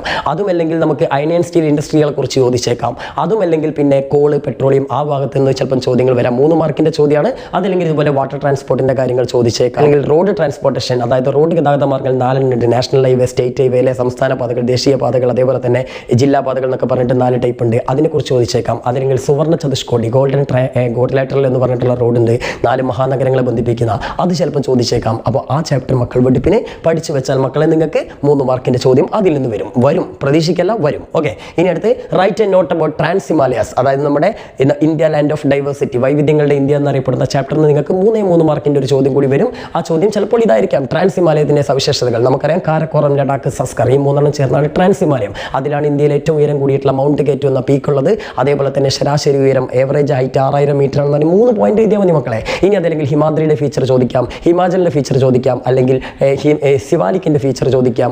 അതുമല്ലെങ്കിൽ നിങ്ങൾക്ക് ഈസ്റ്റേൺ മൗണ്ടെയിൻസ്, അതായത് കിഴക്കൻ മലനിരകളെ കുറിച്ച്, ഗാസികാര ജയന്തിയൊക്കെയുള്ള കിഴക്കൻ മലനിരകളെ കുറിച്ച് ചോദിക്കാം. അവിടെ ഇതുമ്പോൾ നിങ്ങൾ ചിറാപുഞ്ചി, മൗസിംഗ് ഡ്രാം ഒക്കെ എഴുതണം. ഇങ്ങനെ കാര്യങ്ങളൊക്കെ ചിലപ്പോൾ നിങ്ങൾക്ക് ചോദിച്ചേക്കാം. അതല്ലെങ്കിൽ ചിലപ്പോൾ നിങ്ങൾക്ക് ഇന്ത്യയിലെ ഏതെങ്കിലും കാലാവസ്ഥ, നോർത്ത് ഈസ്റ്റ് മൺസൂണോ, സൗത്ത് വെസ്റ്റ് മൺസൂണോ, അതല്ലെങ്കിൽ ഇന്ത്യയുടെ കാലാവസ്ഥയെ സ്വാധീനിക്കുന്ന ഘടകങ്ങളുണ്ട്. അതായത് നമ്മുടെ ഈ ലാറ്റിറ്റ്യൂഡ്, ആൾട്ടിറ്റ്യൂഡ് എന്നൊക്കെ പറഞ്ഞിട്ട്, ഈ നിയർനെസ്റ്റ് ഓഷ്യൻ എന്നൊക്കെ പറഞ്ഞിട്ട് കുറച്ച് ഫീച്ചേഴ്സ് ഉണ്ട്. 3-4 ഫീച്ചേഴ്സ് ടെക്സ്റ്റിൽ കൊടുത്തിട്ടുണ്ട്. ഇന്ത്യയുടെ കാലാവസ്ഥയെ, ക്ലൈമറ്റ് ഇൻഫ്ലുവൻസ് ചെയ്യുന്ന ഫാക്ടേഴ്സ്, അത് ചിലപ്പോൾ ചോദിച്ചേക്കാം. അതല്ലെങ്കിൽ ഇന്ത്യയിലെ വിന്റർ സീസണിനെ കുറിച്ച് ചോദിക്കാം, ശൈത്യകാലത്തെക്കുറിച്ച്. അതല്ലെങ്കിൽ നമ്മൾ നേരത്തെ ഞാൻ പറഞ്ഞ വെസ്റ്റേൺ ഡിസ്റ്റർബൻസ്, പശ്ചിമ അസ്വസ്ഥത എന്താണെന്ന് ചോദിച്ചേക്കാം. അപ്പോൾ ഇങ്ങനെ ആ ചാപ്റ്ററിന് എന്തെങ്കിലും രീതിയിൽ, അതല്ലെങ്കിൽ ഈസ്റ്റേൺ കോസ്റ്റൽ റീജിയൻ, അതായത് ഇന്ത്യയുടെ കിഴക്കൻ തീര സമതലത്തെക്കുറിച്ചോ, അതല്ലെങ്കിൽ പടിഞ്ഞാറൻ തീരം, അതായത് നമ്മുടെ വെസ്റ്റേൺ കോസ്റ്റിനെ കുറിച്ചോ ചോദിച്ചേക്കാം. അല്ലെങ്കിൽ അത് കമ്പയർ ചെയ്യാൻ ചോദിച്ചേക്കാം. ഹിമാലയൻ റിവേഴ്സിൻ്റെ ഫീച്ചേഴ്സ് ചോദിച്ചേക്കാം. അല്ലെങ്കിൽ പെനിൻസുലാർ റിവർ, അതായത് ഉപദ്വീപ് നദികളുടെ ഫീച്ചേഴ്സ് ചോദിച്ചേക്കാം. അല്ലെങ്കിൽ കമ്പയർ ചെയ്യാൻ ചോദിച്ചേക്കാം. ഇന്ത്യയിലെ ദ്വീപുകൾ, ലക്ഷദ്വീപ്, ആൻഡമാൻ നിക്കോബാർ ഉണ്ട്. ഇതിന് ചിലപ്പോൾ 3 എല്ലാം 3 പോയിന്റ് പഠിച്ചാൽ മതി, 3 മാർക്കിനെ ചോദിക്കുള്ളൂ. അപ്പോൾ ഇതിൽ ഏതെങ്കിലും ഒരു ടോപ്പിക്ക് നിങ്ങൾക്ക് ചോദ്യം വരും. എല്ലാത്തിൻ്റെയും ഒരു 3 പോയിന്റ് വീതം പഠിച്ചു വെക്കാം. 3 മാർക്കിനെ ചോദ്യം വരുള്ളൂ, ഓർത്ത് വെക്കാം. ഓക്കെ, അപ്പോൾ ഇത്രയും പഠിച്ചു കഴിഞ്ഞാൽ നിങ്ങൾക്ക് 3 മാർക്കിൻ്റെ എല്ലാ ക്വസ്റ്റ്യൻസും നിങ്ങൾക്ക് ഉത്തരം എഴുതാൻ പറ്റും. മനസ്സിലാക്കാം, പാർട്ട് 1 ഡിവിഷനിൽ നിന്നും. അടുത്തത് മക്കളെ നിങ്ങൾക്ക് 4 മാർക്കിൻ്റെ ക്വസ്റ്റ്യൻസ് ആണ്. അതായത് പാർട്ട് 1-ൽ നിന്ന് നമ്മൾ ഉറപ്പായിട്ടും പഠിച്ചിരിക്കേണ്ട പാർട്ട് 1 ഡിവിഷനിൽ നിന്ന് തന്നെ നമുക്ക് 4 മാർക്കിൻ്റെ ക്വസ്റ്റ്യൻസ് ആണ് 11 മുതൽ 16 വരെ ഉള്ളത്. അത് 16 വരെ നമ്മുടെ പാർട്ട് 1 ചോദിക്കുള്ളൂ കേട്ടോ. സോ 11, 12, 13, 14, 15, 16 ഇങ്ങനെ 20 മാർക്കിന് നിങ്ങൾക്ക് 5 ചോദ്യങ്ങൾ നിങ്ങൾ എന്ത് ചെയ്യുന്നു, ഈ ഒരു പാർട്ട് 1 ഡിവിഷനിൽ നിന്ന് നിങ്ങൾക്ക് ഉറപ്പായിട്ടും എഴുതേണ്ട. അതിന് ഓപ്ഷൻ ഒന്നും ഉണ്ടാവില്ല. അങ്ങനെ 4 മാർക്കിൻ്റെ ചോദ്യങ്ങൾ വരും. അതിൽ നിങ്ങൾക്ക് ആദ്യം തന്നെ ഒരു മാച്ച് ദ ഫോളോയിങ് ആയിരിക്കും. നിങ്ങൾക്ക് 11ാമത്തെ ചോദ്യം ഒരു മാച്ച് ദ ഫോളോയിങ് ആയിരിക്കും. അത് മിക്കവാറും ഒരു 99% നമ്മുടെ ഏത് ചാപ്റ്ററിനായിരിക്കും മക്കളെ? കൾച്ചർ ആൻഡ് നാഷണലിസം എന്നറിയപ്പെടുന്ന, സംസ്കാരവും ദേശീയതയും എന്നറിയപ്പെടുന്ന ചാപ്റ്ററിനായിരിക്കും. ആ ചാപ്റ്ററിൽ നമുക്കറിയാം നമ്മുടെ കുറേ സാഹിത്യകാരന്മാരല്ല, നമ്മുടെ ഈ സോഷ്യൽ റിഫോമേഴ്സ്, സാമൂഹിക പരിഷ്കർത്താക്കളുടെ പേരും അവരുടെ സ്ഥാപനങ്ങളുടെ പേരും കൊടുത്തിട്ടുണ്ട്. അതായിരിക്കും മിക്കവാറും നിങ്ങൾക്ക് വരിക. ഉറപ്പ് ഞാൻ പറയുന്നില്ല, മിക്കവാറും അതായിരിക്കും. അപ്പോൾ നമുക്കിവിടെ എക്സാമ്പിളായിട്ട് തന്നിട്ടുണ്ട് Swami Dayananda Saraswati, V Ramaswamy Naicker, Annie Besant, Veeresalingam, പിന്നെ ഇതുകൂടാതെ രാജാറാം മോഹൻ റോയ്, അത് പറഞ്ഞിട്ട് കുറേ, പിന്നെ സർ സയ്യിദ് അഹമ്മദ് ഖാൻ, ഇങ്ങനെ പറഞ്ഞ് കുറേ ആളുകളുടെ പേരുകളുണ്ട്. ബോക്സ് ആയിട്ടും ബോക്സ് അല്ലാതെയൊക്കെ. പിന്നെ അവരുടെ സ്ഥാപനങ്ങളുടെ പേരാണ് ഇവിടെ കൊടുത്തിട്ടുള്ളത്. നമുക്കറിയാം സ്വാമി ദയാനന്ദ സരസ്വതിയുടെ ആര്യ സമാജമാണ്. ഇ വി രാമസ്വാമി നായ്ക്കറുടെ സെൽഫ് റെസ്പെക്ട് മൂവ്മെന്റ്, അതായത് സ്വാഭിമാന പ്രസ്ഥാനമാണ്. പിന്നെ ആനി ബസന്റിന്റെ തിയോസഫിക്കൽ സൊസൈറ്റിയാണ്. വീരേശലിംഗത്തിന്റെ ഹിതകാരണി സമാജമാണ്. അപ്പോൾ ഇങ്ങനെ മനസ്സിലാക്കി കഴിഞ്ഞാൽ ഈസി ആയിട്ട് നിങ്ങൾക്ക് മാർക്ക് കിട്ടും. ഇനി അതല്ല, ഈ ചാപ്റ്ററിൽ നിന്ന് നിങ്ങൾക്ക് മാച്ച് ദ ഫോളോയിങ് അല്ല വന്നതെങ്കിൽ 4 മാർക്കിന് വേറെയും ഇഷ്ടം പോലെ ചോദ്യങ്ങൾക്ക് സാധ്യതയുണ്ട്. ഉദാഹരണത്തിന് സോഷ്യൽ റിഫോമേഴ്സിന്റെ കമ്പൾഷൻ, അതായത് അവരുടെ നിർബന്ധത്തിന് ഫലമായിട്ട്, ഇന്ത്യയിലെ സാമൂഹിക പരിഷ്കർത്താക്കളുടെ നിർബന്ധ ഫലമായിട്ട്, അല്ല അവരുടെ പ്രേരണ ഫലമായിട്ട് ബ്രിട്ടീഷുകാർ ഇന്ത്യയിൽ നടപ്പാക്കിയ സിവിൽസ്, അതായത് നിയമങ്ങൾ ഏതൊക്കെയാണെന്ന് ചിലപ്പോൾ നിങ്ങൾക്ക് ചോദിച്ചേക്കാം. അപ്പോൾ നമുക്കറിയാം സതി നിർത്തലാക്കിയതും, വിധവാ പുനർവിവാഹത്തിന് അനുമതി കൊടുത്തതും, ശൈശവ വിവാഹം നിരോധിച്ചതും, ഇങ്ങനെയുള്ള കുറേ കാര്യങ്ങൾ നിങ്ങൾക്ക് ഒരു ബോക്സിൽ ഒരു റൗണ്ടിനകത്ത് കൊടുത്തിട്ടുണ്ട്. അത് നിങ്ങൾ പഠിച്ചു വെക്കുക. അപ്പോൾ ആ ചോദ്യങ്ങൾ നിങ്ങൾക്ക് വന്നേക്കാം. അതുമല്ലെങ്കിൽ നമ്മുടെ ഇന്ത്യൻ സമൂഹത്തിൽ മാറ്റങ്ങൾ വരുത്താൻ, ഫണ്ടമെന്റൽ ചേഞ്ചസ്, അടിസ്ഥാനപരമായ മാറ്റങ്ങൾ വരുത്താൻ നമ്മുടെ സോഷ്യൽ റിഫോമേഴ്സ് കണ്ടെത്തിയിട്ടുള്ള, അല്ലെങ്കിൽ സോഷ്യൽ റിഫോമേഴ്സിൻ്റെ നിർദ്ദേശങ്ങൾ എന്തൊക്കെയാണ് എന്നുള്ള ചോദിക്കും. അപ്പോൾ എല്ലാവർക്കും വിദ്യാഭ്യാസം കൊടുക്കുക, എല്ലാവരുടെ അവകാശങ്ങൾ സംരക്ഷിക്കുക എന്നൊക്കെ പറഞ്ഞ് കുറച്ച് ടോപ്പിക്കുകളുണ്ട്. അത് ചിലപ്പോൾ നിങ്ങൾക്ക് ചോദിച്ചേക്കാം. പിന്നെ അതേപോലെ തന്നെ ചാപ്റ്ററിൻ്റെ ലാസ്റ്റിലേക്ക് വന്ന ദാദാഭായ് നവറോജിയുടെ ചോർച്ചാ സിദ്ധാന്തം എന്ന് പറഞ്ഞിട്ടുള്ള സാധനമുണ്ട്. സ്വദേശി പ്രസ്ഥാനമുണ്ട്. ലാൽ ബാൽപാൽ എന്ന് പറഞ്ഞിട്ടുള്ള 3 ആൾക്കാരിലെ ലാലാ ലജ്പത് റായ്, വിപിൻ ചന്ദ്രപാൽ, ഇങ്ങനെയൊക്കെയുള്ള ആളുകളെ കുറിച്ച് പറയുന്നുണ്ട്. അത് ചിലപ്പം ചോദിച്ചേക്കാം. അതേപോലെ ഇന്ത്യയിലെ എഡ്യൂക്കേഷണൽ സ്ഥാപനങ്ങളുണ്ട്. നമ്മുടെ ഡെക്കാൻ എഡ്യൂക്കേഷൻ സൊസൈറ്റി, മഹാത്മാഗാന്ധിയുടെ വാർദ്ധ എഡ്യൂക്കേഷൻ പ്ലാൻ, അതേപോലെ തന്നെ വള്ളത്തോൾ നാരായണ മേനോന്റെ നമ്മുടെ ചെറുതുരുത്തിയിലുള്ള കേരള കലാമണ്ഡലം, പിന്നെ ടാഗോറിന്റെ വിശ്വഭാരതി യൂണിവേഴ്സിറ്റി, ഇതിനെക്കുറിച്ചൊക്കെ ചോദ്യങ്ങൾ വന്നേക്കാം. അതേപോലെ കുറേ എഴുത്തുകാരെ കുറിച്ച്, സാഹിത്യകാരന്മാരെ കുറിച്ച്, നോവലിസ്റ്റുകളെ കുറിച്ചും നാടകൃത്തുകളെ കുറിച്ചൊക്കെ പറയുന്നുണ്ട്. ചിത്രകാരന്മാരെ കുറിച്ച് പറയുന്നുണ്ട്. ഇപ്പോൾ അല്ലാമ മുഹമ്മദ് ഇക്ബാലിന്റെ സാരേ ജഹാം സാച്ച, അതുപോലെ തന്നെ ഇൻഡിഗോ പെസൻസ്, അതായത് നീലം കർഷകരുടെ ബേസ് ചെയ്തുകൊണ്ട് എഴുതിയിട്ടുള്ള ദിനബന്ധു മിത്രയുടെ നമ്മുടെ നീൽദർപ്പൻ എന്ന് പറഞ്ഞിട്ടുള്ള നാടകം, അതേപോലെ തന്നെ നമ്മുടെ ബങ്കിം ചന്ദ്ര ചാറ്റർജിയുടെ ആനന്ദമഠ്, സന്യാസി റവൾട്ട്, സന്യാസി കലാപത്തെ കുറിച്ച് എഴുതിയിട്ടുള്ള അതിൽ നമ്മുടെ വന്ദേ മാതരം എന്ന് പറഞ്ഞിട്ടുള്ള ഗാനം എടുത്തിട്ടുള്ളത്, ഇങ്ങനെയുള്ള കാര്യങ്ങളൊക്കെ നിങ്ങൾക്ക് പഠിച്ചു വെക്കണം. അതേപോലെ തന്നെ സതി എന്ന് പറഞ്ഞ ചിത്രം വരച്ച നന്ദലാൽ ബോസ്, വില്ലേജ് ഡ്രമ്മർ, ഗ്രാമീണ ചെണ്ടക്കാരനും അദ്ദേഹത്തിൻ്റെ ചിത്രമാണ്. അമൃത ഷെർഗിലിൻ്റെ നമ്മുടെ വില്ലേജ് ലൈഫ്, ഗ്രാമീണ ജീവിതം എന്ന് പറഞ്ഞ ചിത്രം, അതേപോലെ അഭിനേന്ദ്രനാഥ് ടാഗോറിൻ്റെ നമ്മുടെ എന്താ പറയുക ഭാരത് മാത എന്ന് പറഞ്ഞിട്ടുള്ള ചിത്രം, ഇങ്ങനെയുള്ള കുറേ സാധനങ്ങൾ നമുക്ക് ആ ചാപ്റ്ററിൽ പഠിക്കാനുണ്ട്. ഇതിൽ നിന്നൊക്കെ നിങ്ങൾക്ക് ചിലപ്പോൾ 4 മാർക്കിൻ്റെ മാച്ച് ദ ഫോളോയിങ്ങോ അതല്ലെങ്കിൽ ഒറ്റ അടിക്കുള്ള 4 മാർക്കിൻ്റെ ക്വസ്റ്റ്യൻസോ എന്തെങ്കിലും ഒന്ന് വരും. അപ്പോൾ മക്കൾ എന്തായാലും ആ ടോപ്പിക്ക് ആ ചാപ്റ്റർ നിങ്ങൾ പഠിച്ചു വെച്ചാൽ ഒരു 4 മാർക്കിൻ്റെ ക്വസ്റ്റ്യൻ മക്കൾക്ക് എഴുതാൻ പറ്റും. ഓക്കെ, ഇനി നമുക്ക് അടുത്ത ചോദ്യം, write and note about the Vaikom Satyagraha and Guruvayur Satyagraha. നമുക്ക് കേരള ടുവേർഡ്സ് മോഡേണിറ്റി എന്ന് പറഞ്ഞ ചാപ്റ്റർ, അതായത് കേരള മാധ്യമത്തിനുള്ള ചാപ്റ്റർ ഉണ്ട്.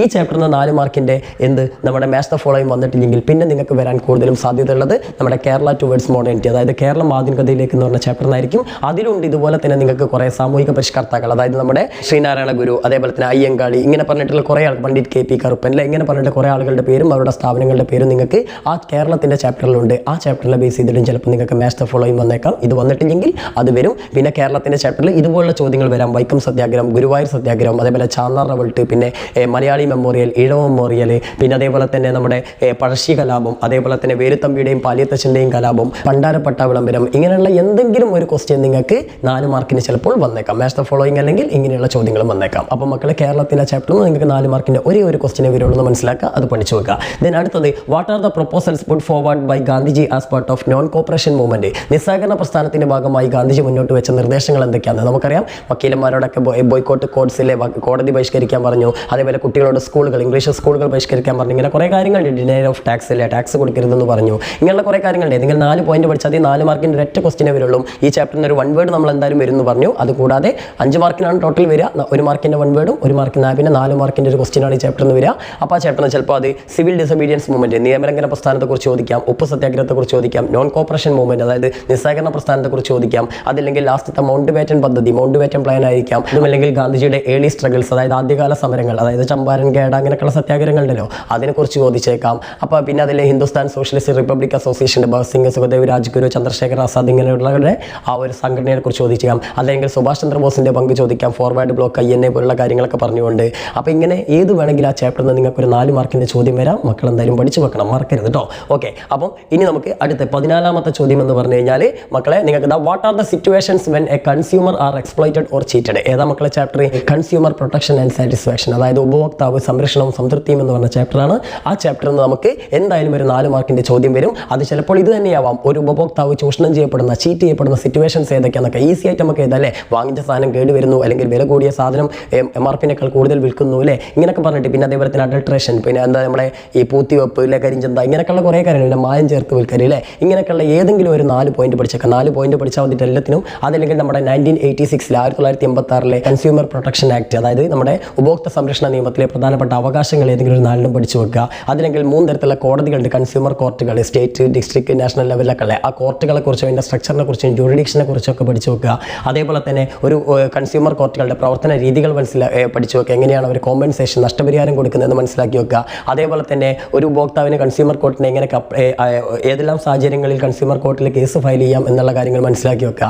അതേപോലെ തന്നെ നമ്മുടെ കൺസ്യൂമർ കോർട്ടുകൾ കൂടാതെ തന്നെ, അല്ലെങ്കിൽ ഈ പ്രൊട്ടക്ഷൻ റൈറ്റുകൾ ആക്ടുകൾ കൂടാതെ തന്നെ വേറെ എന്തൊക്കെ സ്ഥാപനങ്ങളാണ് ഈ കൺസ്യൂമേഴ്സിനെ, അതായത് ഉപഭോക്താക്കളെ സംരക്ഷിക്കാൻ വേണ്ടി നമ്മുടെ രാജ്യത്തുള്ള food and safety department, metrological department എന്നൊക്കെ പറഞ്ഞ ഡിപ്പാർട്ട്മെന്റുകളുണ്ട്. ആ ഡിപ്പാർട്ട്മെന്റുകൾ ഏതൊക്കെയാണെന്നൊക്കെ ഒന്ന് മനസ്സിലാക്കി വെക്കുക. ഇങ്ങനെയൊക്കെയുള്ള കുറച്ച് കാര്യങ്ങൾ പഠിച്ചു കഴിഞ്ഞാൽ മക്കളെ ഈ ചാപ്റ്ററിൽ 4 മാർക്കിൻ്റെ ക്വസ്റ്റ്യൻ നിങ്ങൾക്ക് ഈസി ആയിട്ട് പോരും. ഓക്കെ, ഇനി 15ാമത്തെ ക്വസ്റ്റ്യൻ വളരെ വെറൈറ്റി ക്വസ്റ്റ്യൻ ആണ്, മാപ്പാണ്, സിമ്പിളാണ്. നിങ്ങൾക്ക് ഏതെങ്കിലും ഒരു ഉപദ്വീപീയ നദി, മഹാനദി, ഗോദാവരി, കൃഷ്ണ, കാവേരി, നർമ്മദ, താപ്തി, ഈ നദികളൊന്ന് വരച്ച് പഠിച്ചു കഴിഞ്ഞാൽ 1 മാർക്ക് കിട്ടി. ഇതിനടുത്ത് നിങ്ങൾക്ക് മാപ്പ് എന്തായാലും നിങ്ങളുടെ ഇതിൽ തരും, ക്വസ്റ്റ്യൻ പേപ്പറിൽ തരും, അതിൽ വരച്ചാൽ മതി. ഇതിൻ്റെ വീഡിയോ നമ്മൾ ഓൾറെഡി ചെയ്തിട്ടുണ്ട്, ഇനി വേണമെങ്കിൽ ഒന്നും കൂടി ചെയ്യുക. അപ്പം അത് നമ്മൾ കൃത്യമായിട്ട് പഠിപ്പിച്ചു തരുന്നുണ്ട്. പിന്നെ ആരവല്ലി, നിങ്ങൾക്ക് പഠിക്കാനുള്ള ഏതെങ്കിലും ഒരു മല, ആരവല്യ, വിന്ധ്യ, സത്പുര, വെസ്റ്റേൺ ഘട്ട്, ഈസ്റ്റേൺ ഘട്ട്, ഹിമാദ്രി, ഹിമാചൽ, സിവാലിക്, പിന്നെ ഗാസിഗാരോ, ജയന്തിയ, ലഡാക്ക്, സസ്കർ, അതേപോലെ തന്നെ കാരക്കോറം, ഇതിലേതെങ്കിലും ഒന്ന് നിങ്ങൾക്ക് വരയ്ക്കാനുണ്ടാവും, 1 മാർക്ക് കിട്ടും. പിന്നെ അടുത്ത് ഡെക്കാൻ പ്ലാച്ചു, അതായത് നിങ്ങൾക്ക് ഏതെങ്കിലും ഒരു പ്ലാച്ചു, ഒരു ഉപദ്വീപീയ പീഠഭൂമിയിൽ ഏതെങ്കിലും ഒരു പീഠഭൂമി ചോദിക്കും. ഡെക്കാൻ പ്ലാച്ചു ആവാം, മാൽവ പ്ലാച്ചു ആവാം, ചോട്ടാനാഗ്പൂർ പ്ലാച്ചു ആവാം, കത്തിയവാർ, കച്ച്, ഇതിലേതെങ്കിലും ഒന്ന് ചോദിക്കും. ദെൻ പാരദ്വീപ് പോർട്ടാണ് ഇവിടെ തന്നിട്ടുള്ളത്. നിങ്ങൾക്ക് ഏതെങ്കിലും ഒരു തുറമുഖം ചോദിക്കും, അത് ചിലപ്പോൾ കണ്ടില പോർട്ടായിരിക്കാം ഗുജറാത്തിലെ, അതല്ലെങ്കിൽ മർമ്മഗോവ, ഗോവയിലെ, അതല്ലെങ്കിൽ നമ്മുടെ സ്വന്തം കൊച്ചി പോർട്ടാവാം, തൂത്തിക്കോൺ, തൂത്തിക്കുടിയാവാം, അതിലെ ചെന്നൈ തുറമുഖമാവാം, അല്ലെങ്കിൽ ഹാൽഡി ആവാം, ബോംബെ ആവാം, അല്ലെങ്കിൽ നമ്മുടെ നവാഷേവ് ആവാം. ഏതെങ്കിലും ഒരു തുറമുഖം, 12 തുറമുഖങ്ങളാണ് നമുക്ക് പഠിക്കാനുള്ളത്. അപ്പോൾ അതിലേതെങ്കിലും ഒരു ചാപ്റ്ററിൽ ഏത് തുറമുഖം നിങ്ങൾക്ക് എന്ത് ചെയ്യും ചോദിക്കും. നിങ്ങൾ മനസ്സിലാക്കുക, 3 ചോദ്യങ്ങളും നിങ്ങൾക്ക് വരുന്നത് ഈ മാപ്പിൻ്റെ 4 മാർക്കിൽ 3 ചോദ്യങ്ങൾ നിങ്ങൾക്ക് വരിക ഇന്ത്യ ലാൻഡ് ഓഫ് ഡൈവേഴ്സിറ്റി, അതായത് വൈവിധ്യങ്ങളുടെ ഇന്ത്യ എന്ന് പറഞ്ഞ ചാപ്റ്ററിനും അവസാനത്തെ 1 മാർക്കിൻ്റെ പോർട്ട് നിങ്ങൾക്ക് വരിക റിസോഴ്സ് വെൽത്ത് ഓഫ് ഇന്ത്യ, അതായത് ഇന്ത്യയുടെ സാമ്പത്തിക ഭൂമിശാസ്ത്രം എന്ന് പറയുന്ന ചാപ്റ്ററിൽ നിന്നാണ് വരിക. അപ്പോൾ എന്തായാലും ഈ ചാപ്റ്ററുകൾ നീ വരച്ച് പഠിച്ചു കഴിഞ്ഞാൽ 4 മാർക്ക് ഈസി ആയിട്ട് പോക്കറ്റാക്കാം. അപ്പോൾ മക്കളെ, ഈ മാപ്പോട് കൂടിയിട്ട് നമ്മുടെ പാർട്ട് 1 എന്ന് പറഞ്ഞ ഡിവിഷൻ ഇവിടെ കഴിയാണ്. ഇനി നമുക്ക് പാർട്ട് 2 ഫുൾ ഓപ്ഷൻസ് ആണ് അല്ലേ. നിങ്ങൾക്ക് ഓപ്ഷൻസ് വെച്ചിട്ടുള്ള കളിയാണ്. ഒരു 2 ചാപ്റ്റർ തരും, 2 ചാപ്റ്ററിന് ഓരോ ചോദ്യങ്ങൾ തരും, അതിലേതെങ്കിലും ഒന്ന് എഴുതിയാൽ മതി അല്ലേ. അപ്പോൾ അതെങ്ങനെ വരിക എന്ന് കുട്ടിക്ക് ഭയങ്കര കൺഫ്യൂഷൻ ഉണ്ടാവും. അതെങ്ങനെയെന്ന് കറക്റ്റ് പറഞ്ഞുതരാം. ഓക്കെ മക്കളെ, 16 മുതലുള്ള ചോദ്യങ്ങൾ നമുക്ക് 3 മാർക്കിൻ്റെ ചോദ്യങ്ങളാണ്. 16ാമത്തെ ചോദ്യം നമുക്ക് എല്ലാത്തിനും ഉണ്ടാവും, ഓർന്നിട്ടുങ്ങാണ്ട് ഓരോ സെറ്റാണ് ഉണ്ടാവുക. 2 ചാപ്റ്റർ ആണല്ലോ നമുക്ക് ഓപ്ഷനായിട്ട് വരിക. അപ്പോൾ അതിൽ 16ാമത്തെ ചോദ്യം ഇവിടെ തന്നിരിക്കുന്നത് find out the results of Kurichya revolt. ഏതാ chapter? British exploitation and resistance, അതായത് ബ്രിട്ടീഷ് ചൂഷണവും ചെറുത്തുനിൽപ്പും എന്ന് പറഞ്ഞ ചാപ്റ്ററാണ് ഇവിടെ നിങ്ങൾക്ക് 16ാമത് വന്നിട്ടുള്ളത്. അതിന് ഓപ്ഷനായിട്ട് വന്നിട്ടുള്ളത് find any 3 principles of India's foreign policy, അതായത് നമ്മുടെ സ്വാതന്ത്ര്യാനന്തര ഇന്ത്യ ആഫ്റ്റർ ഇൻഡിപെൻഡൻസ് എന്ന് പറഞ്ഞ ചാപ്റ്ററാണ്. അപ്പോൾ ബ്രിട്ടീഷ് എക്സ്പ്ലോയിറ്റേഷൻ പിന്നെ ഇന്ത്യ ആഫ്റ്റർ ഇൻഡിപെൻഡൻസ് 2 ചാപ്റ്ററാണ് അല്ലേ. അതായത് ബ്രിട്ടീഷ് ചൂഷണം ചെറുത്തുനിൽപ്പും പിന്നെ സ്വാതന്ത്ര്യാനന്തര ഇന്ത്യയും. ഈ 2 ചാപ്റ്ററിൽ രണ്ടും എന്തായാലും നമ്മൾ പഠിക്കേണ്ട ആവശ്യമില്ല. ഏതെങ്കിലും ഒരു ചാപ്റ്റർ വൃത്തിക്ക് പഠിച്ചു കഴിഞ്ഞാൽ നമുക്ക് ഈ ക്വസ്റ്റ്യൻസിൽ ആൻസർ ചെയ്താൽ അല്ലേ. അപ്പോൾ കുട്ടികൾ എന്ത് ചെയ്തിട്ടുണ്ടാവും വെച്ചാൽ ചിലപ്പോൾ ബ്രിട്ടീഷ് എക്സ്പ്ലോയിറ്റേഷൻ പഠിച്ച കുട്ടികളുണ്ടാവാം, അല്ലെങ്കിൽ ഇന്ത്യ ആഫ്റ്റർ ഇൻഡിപെൻഡൻസ് പഠിച്ച കുട്ടികളുണ്ടാവും. ഏതാണോ നിങ്ങൾ പഠിച്ചിട്ടുള്ളത് ആ ചാപ്റ്റർ എന്നുള്ള ക്വസ്റ്റ്യൻ നിങ്ങൾക്ക് എഴുതാൻ കഴിയും അല്ലേ. ഉദാഹരണത്തിന് ഇവിടെ ചോദിച്ചാൽ ഫൈൻഡ് ഔട്ട് ദ റിസൾട്ട്സ് അല്ല റീസൺസ് എന്നാണ് മാറിപ്പോയതാണ്. Find out the results of Kurichya revolt. Kurichya കലാപത്തിന്റെ കാരണങ്ങൾ എന്തൊക്കെയാണെന്നാണ്. 3 കാരണങ്ങളുണ്ട് അല്ലേ. ടാക്സ്, നികുതി പണമായിട്ട് അടയ്ക്കണം, അതേപോലെ നികുതി ഹൈ ടാക്സ് ആയിരുന്നു, പിന്നെ ആ ടാക്സ് കൊടുത്തിട്ടില്ലെങ്കിൽ എന്ത് ചെയ്തു അവരുടെ ഭൂമിയൊക്കെ കൺഫിസ്കേറ്റ് ചെയ്ത് പിടിച്ചെടുത്ത്, ഇതൊക്കെ അല്ലേ സാധനം. അപ്പോൾ 3 പോയിന്റ് എഴുതിയാൽ 3 മാർക്ക് കിട്ടി. ഇനി അതല്ലെങ്കിൽ നമ്മുടെ ഇന്ത്യസ് ഫോറിൻ പോളിസി, വിദേശ നയത്തിന്റെ പ്രത്യേക പ്രിൻസിപ്പിൾസ് ആണ് ചോദിച്ചിട്ടുള്ളത്. പഞ്ചശീൽ പ്രിൻസിപ്പിൾ ഉണ്ട്, നോൺ അലൈൻമെന്റ് ഉണ്ട്, പിന്നെ പീസ്ഫുൾ കോ എക്സിസ്റ്റൻസ്, ഇങ്ങനെ പറഞ്ഞ് കുറേ ഉണ്ട്. മ്യൂച്വൽ അഗ്രഷൻ അല്ലേ, മ്യൂച്വൽ നോൺ അഗ്രഷൻ, ഇങ്ങനെയുള്ള ഏതെങ്കിലും ഒരു 3 എഴുതി വെച്ചാൽ ഇതിന് മാർക്ക് കിട്ടി. അപ്പോൾ ചില കുട്ടികൾ ഇത് 2 പഠിച്ചിട്ടുണ്ടാവും. 2 പഠിച്ചിട്ട് 2 എഴുതിച്ചിട്ട് ഒരു കാര്യമില്ല. നിങ്ങൾക്ക് ഇത് ഏതെങ്കിലും ഒന്ന് എഴുതാൻ പറ്റുള്ളൂ. കാരണം ഒരൊറ്റ നമ്പർ ഉള്ളൂ 16 എന്ന് നമ്പർ ഇട്ടിട്ട് നിങ്ങൾ ഏത് ക്വസ്റ്റ്യൻ അറ്റൻഡ് ചെയ്യണോ ആ ക്വസ്റ്റ്യൻ ഫസ്റ്റ് എഴുതുന്നതേ നോക്കുകയുള്ളൂ. പിന്നെ ചില ടീച്ചർമാർ ചിലപ്പം കൂടുതൽ മാർക്ക് കിട്ടുന്നത് നോക്കിയിട്ടൊക്കെ മാർക്ക് ഇടും. പക്ഷേ നിങ്ങൾ വെറുതെ നിങ്ങളുടെ ടൈം വേസ്റ്റ് ചെയ്യരുത്. അപ്പോൾ ഈ ഓപ്ഷൻസ് ഒക്കെ ഉണ്ടെന്ന് വെച്ചാൽ നിങ്ങൾക്ക് ഒക്കെ അറിയാമെന്ന് വെച്ചിട്ട് എല്ലാം കൂടി എഴുതിയിട്ട് വെറുതെ നിങ്ങളുടെ സമയം കളയരുത്. നിങ്ങൾ ഏറ്റവും നന്നായിട്ട് അറിയാവുന്ന ക്വസ്റ്റ്യൻസ് ഓപ്റ്റ് ചെയ്തിട്ട് അത് ആൻസർ ചെയ്താൽ. അപ്പോൾ 16ാമത്തേൽ ഇതിലേതെങ്കിലും ഒന്ന് നിങ്ങൾ സെലക്ട് ചെയ്യുക. അതിനാണ് പറഞ്ഞത് 2 ചാപ്റ്ററും കൂടി പഠിക്കേണ്ട ആവശ്യമില്ല. ഏതെങ്കിലും ഒരു ചാപ്റ്റർ വൃത്തിക്ക് പഠിച്ചാൽ പിന്നെ ടെൻഷൻ ഇല്ലല്ലോ. ഈ 2 ചാപ്റ്ററും പഠിച്ചവൻ്റെ ഗുണം എന്താ വെച്ചാൽ അവൻ എന്തായാലും ഏതെങ്കിലും ഒന്ന് അറിയാൻ കഴിയും. അത്രയേ ഉള്ളൂ. അത് പഠിക്കാൻ പറ്റുന്നവരെ അങ്ങനെ പഠിച്ചോളി. ദെൻ അടുത്ത 17ാമത്തെ ചോദ്യം ഏതൊക്കെ ചാപ്റ്ററുകളാണ്?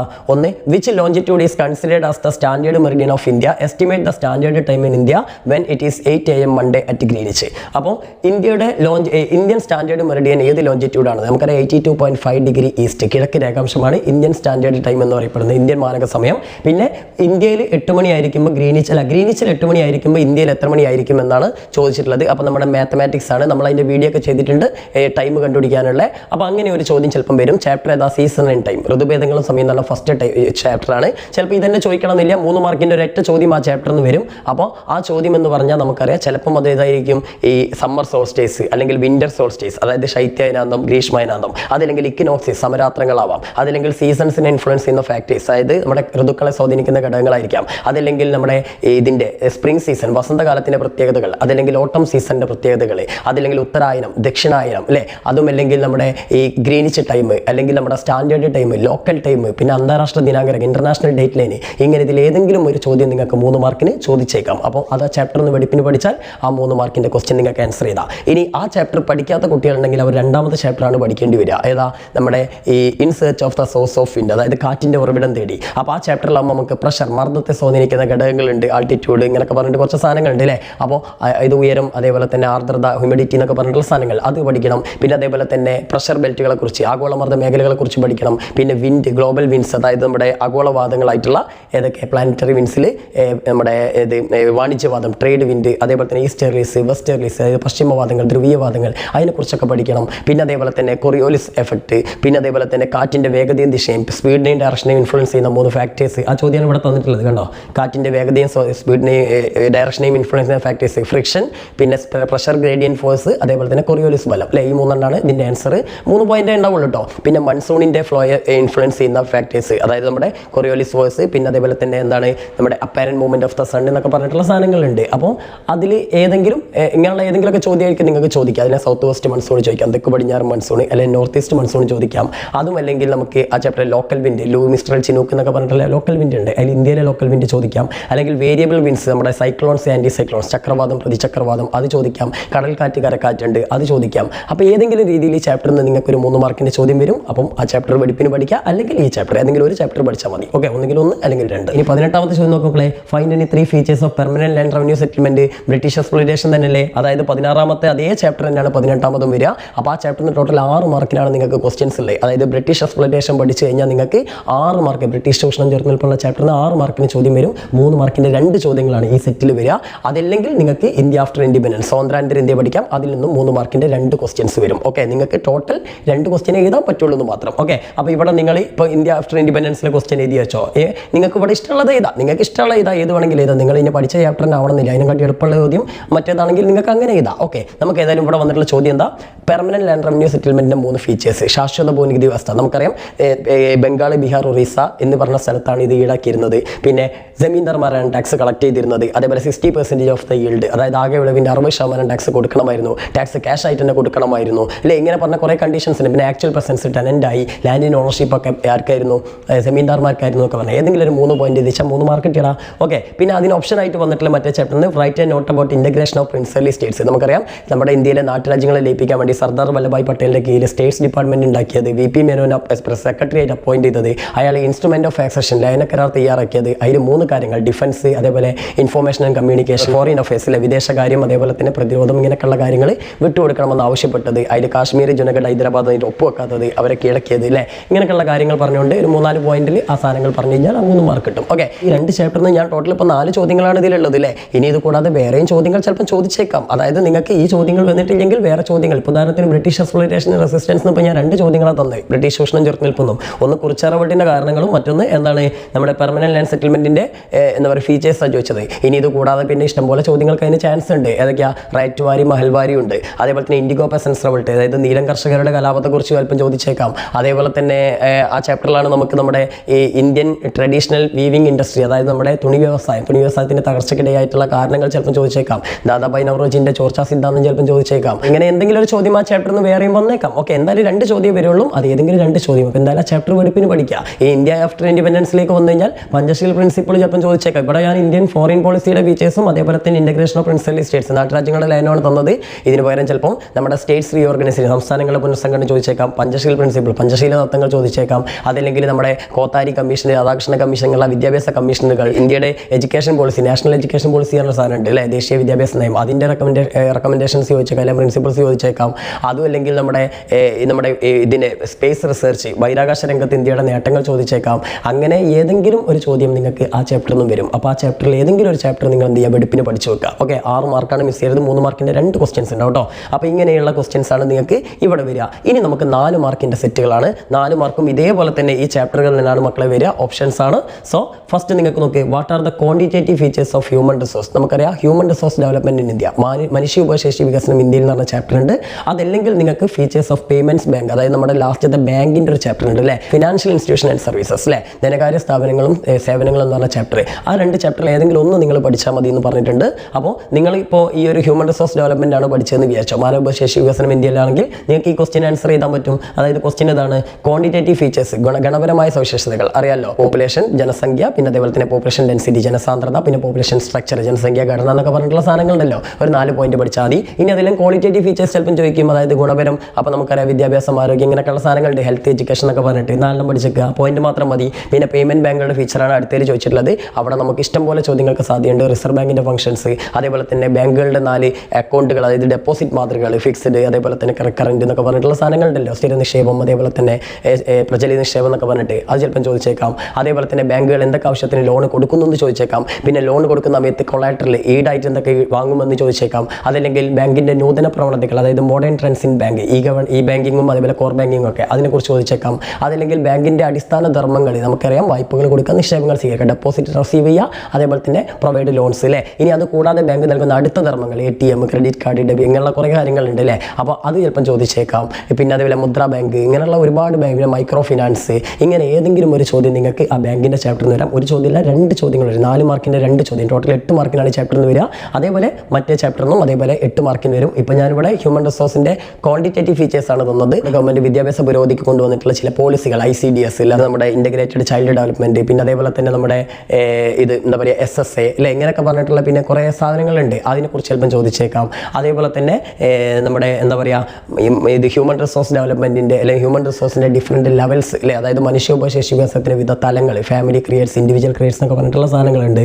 പിന്നെ അതേപോലെ തന്നെ അതിൻ്റെ ഇംപ്രൂവ്ഡ് ഹ്യൂമൻ റിസോഴ്സിൻ്റെ ഗുണങ്ങൾ, ഒരു മനുഷ്യൻ മെച്ചപ്പെട്ട മനുഷ്യവിഭവത്തിൻ്റെ ഗുണങ്ങൾ, പിന്നെ അതേപോലെ വിദ്യാഭ്യാസം ഒരു രാജ്യത്തിൻ്റെ വികസനത്തിന് എങ്ങനെ സഹായിക്കുന്നു, അതായത് എഡ്യൂക്കേഷൻ അല്ലേ, പിന്നെ ഹെൽത്തി പേഴ്സൺ അതായത് ആരോഗ്യമുള്ള മനുഷ്യർ രാജ്യത്തിൻ്റെ ഡെവലപ്മെൻറ്റ് എങ്ങനെ സഹായിക്കുന്നു, ഇങ്ങനെയൊക്കെയുള്ള ചോദ്യങ്ങൾ ആ ചാപ്റ്ററിലുണ്ട്, ഏതെങ്കിലുമൊക്കെ വന്നേക്കാം. ഓക്കെ, 20ാമത്തെ ക്വസ്റ്റ്യൻ നോക്ക്. What are the limitations of aerial remote sensing? അതിന് ഓപ്ഷൻ ആയിട്ട് വന്നിട്ടുള്ളത് what are the uses of topographical maps. അതായത് ഇത് രണ്ട് ചാപ്റ്റർ ആണല്ലോ അല്ലെ, ഏതെങ്കിലും ഒരു ചാപ്റ്റർ പഠിച്ചാൽ മതി.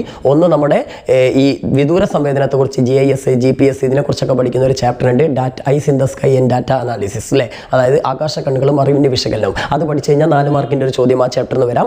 അതും അല്ലെങ്കിൽ നിങ്ങൾക്ക് എന്ത് ചെയ്യാം, ടോപ്പോഗ്രഫിക്കൽ മാപ്സിനെ കുറിച്ചാണ് ഇവിടെ ചോദിച്ചിട്ടുള്ളത്. ചാപ്റ്റർ നമുക്കറിയാം ലാൻഡ്സ്കേപ്പ് അനാലിസിസ് ത്രൂ മാപ്സ്, ഭൂതല വിശകലനം ഭൂപടങ്ങളിലൂടെയുള്ള ചാപ്റ്ററാണ്. അപ്പോൾ ഈ ചാപ്റ്ററിനൊക്കെ 4 മാർക്കിൻ്റെ ഒരൊറ്റ ക്വസ്റ്റിനെ വരുള്ളൂ. അപ്പോൾ ആ ക്വസ്റ്റ്യൻ മേ ബി ഇതായിരിക്കാം അല്ലെങ്കിൽ വേറെ ആയിരിക്കാം. ഓക്കെ, അപ്പോൾ ഇവിടെ ഏരിയൽ റിമോട്ട് സെൻസിങ് ആകാശീയ വിദൂര സമയത്തിൻ്റെ പരിമിതികളാണ് ചോദിച്ചിട്ടുള്ളത്. നമുക്കറിയാം വിമാനം ഇറക്കാനൊക്കെ ബുദ്ധിമുട്ടാണ്, ഓപ്പൺ സ്പേസ് വേണം, വലിയ സ്ഥലങ്ങളുടെ ചിത്രീകരണത്തിന് ബുദ്ധിമുട്ടാണ്, വിമാനത്തിൻ്റെ ജർക്കിംഗ് ഫോട്ടോസിൻ്റെ ക്ലാരിറ്റി ബാധിക്കുന്നൊക്കെ പറഞ്ഞിട്ട് കുറച്ച് പോയിന്റുകൾ ടെസ്റ്റിലുണ്ട്. അതാണ് ഉത്തരം. അതല്ലെങ്കിൽ നിങ്ങൾക്ക് ചിലപ്പോൾ 2 ടൈപ്പ് സാറ്റലൈറ്റ് കണ്ട്, ജിയോ സ്റ്റേഷനറി അതേപോലെ തന്നെ സൺ സിൻക്രണസ് എന്നൊക്കെ പറഞ്ഞിട്ട് ആ 2 തരത്തിലുള്ള ഉപഗ്രഹങ്ങൾ, കൃത്രിമ ഉപഗ്രഹങ്ങളെ കുറിച്ച് ചോദിച്ചേക്കാം. അല്ലെങ്കിൽ പ്ലാറ്റ്ഫോമിനെ അടിസ്ഥാനമാക്കിയിട്ടുള്ള റിമോട്ട് സെൻസിങ് വിദൂര സമയത്തിൻ്റെ ക്ലാസിഫിക്കേഷൻ ചോദിച്ചേക്കാം. അതും അല്ലെങ്കിൽ ഊർജ്ജത്തിൻ്റെ ഉറവിടങ്ങളെ അടിസ്ഥാനമാക്കിയിട്ട് പ്രത്യക്ഷം പരോക്ഷം, ആക്റ്റീവ് പാസീവ് എന്ന് പറഞ്ഞ റിമോട്ട് സെൻസിങ് ഉണ്ട്, അതിനെക്കുറിച്ച് ചോദിച്ചേക്കാം.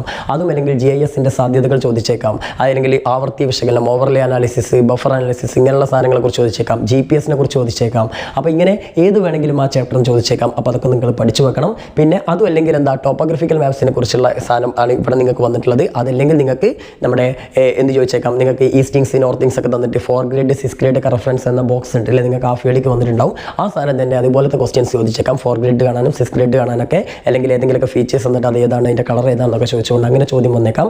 അതല്ലെങ്കിൽ നിങ്ങൾക്ക് കോണ്ടൂർ ലൈൻസിനെ ബേസ് ചെയ്തുകൊണ്ട് ചോദ്യം വരാം. കോണ്ടൂർ ലൈൻസിൻ്റെ കളർ ഏതാണ്, ബ്രൗൺ ആണ് അല്ലേ, പിന്നെ അതേപോലെ തന്നെ അതിൽ നിന്ന് നമുക്ക് കിട്ടുന്ന ഇൻഫോർമേഷൻസ് ഏതൊക്കെയാണ്, ഇങ്ങനെയൊക്കെയുള്ള ചോദ്യങ്ങൾ ചോദിച്ചേക്കാം.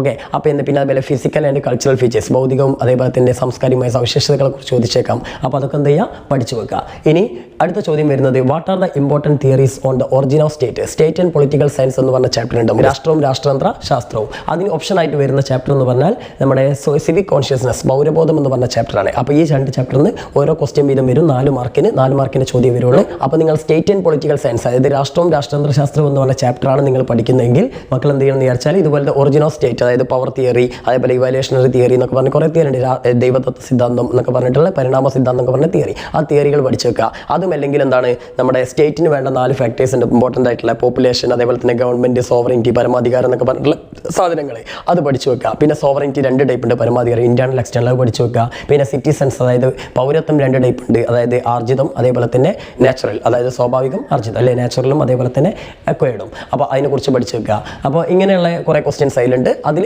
പഠിച്ചു വെച്ച് കഴിഞ്ഞാൽ നിങ്ങൾക്ക് എന്ത് ചെയ്യും, അതുമായി ബേസ് ചെയ്തിട്ടുള്ള മാർക്കുകൾ കിട്ടും. ഒരു ക്വസ്റ്റ്യനാണ് വരിക 4 മാർക്കിൻ്റെ. പിന്നെ സിവിക് കോൺഷ്യസ്നസ് വളർത്തിയെടുക്കുന്ന ഫാക്ടേഴ്സ് ഉണ്ട്, ഫാമിലി, എഡ്യൂക്കേഷൻ, മീഡിയാസ് എന്നൊക്കെ പറഞ്ഞിട്ട് അതിനെക്കുറിച്ചൊക്കെ മനസ്സിലാക്കിയൊക്കെ ചോദ്യങ്ങൾ വരും. പിന്നെ സിവിൽ കോൺഷ്യസ്നസ് നേരിടുന്ന ചലഞ്ചസ് ഉണ്ട്, ആ ചലഞ്ചസ് ഓവർകം ചെയ്യാൻ നമുക്ക് എന്തൊക്കെ ചെയ്യാൻ പറ്റുമെന്നുള്ളതാണ് അടുത്ത ചോദ്യം. അതാണ് ഞാൻ ഇവിടെ തന്നിട്ടുള്ളൊരു ചോദ്യം. ഓക്കെ, ഇതിന് ഞാൻ നേരത്തെ പറഞ്ഞു 8 മാർക്കിനാണ് നിങ്ങൾക്ക് ഹ്യൂമൻ റിസോഴ്സ് ഡെവലപ്മെൻറ്റ് എന്ന് ചോദ്യം വരിക. 4 മാർക്കിൻ്റെ ചോദ്യം നമ്മൾ നേരത്തെ കണ്ടു. അതല്ലെങ്കിൽ പിന്നെ മറ്റേ ചാപ്റ്റർ, ബാങ്കിൻ്റെ ചാപ്റ്ററിൽ ഇതിൽ നിന്ന് 8 മാർക്കിന് ചോദിക്കും. 4 മാർക്കിൻ്റെ 2 ക്വസ്റ്റ്യൻ. ഒരു ചോദ്യം നമ്മൾ നേരത്തെ ഡിസ്കസ് ചെയ്തു അല്ലെ, ബാങ്കിൻ്റെ ചാപ്റ്ററിൽ പേയ്മെൻറ്റ് ബാങ്കുകളെ കുറിച്ച് ചോദിച്ചു, മറ്റൊന്ന് ഗണപരമായ സവിശേഷതകൾ, അതായത് നമ്മുടെ ക്വാണ്ടിറ്റേറ്റീവ് ഫീച്ചേഴ്സ് ചോദിച്ചു. ഇനി അതിൽ വരുന്ന അടുത്ത ചോദ്യം ഇതാണ്, how can healthy people participate in the growth of A country. അത് ചിലപ്പോൾ എഡ്യൂക്കേഷൻ ഒരു രാജ്യത്തിൻ്റെ വികസനത്തിന് എങ്ങനെ സഹായിക്കുന്നു അങ്ങനെയും ചോദിച്ചേക്കാം. ഇവിടെ ചോദിച്ചത് ആരോഗ്യമുള്ള വ്യക്തികൾ ഒരു രാജ്യത്തിൻ്റെ വികസനത്തിന് എങ്ങനെ സഹായിക്കുന്നുള്ളതാണ്.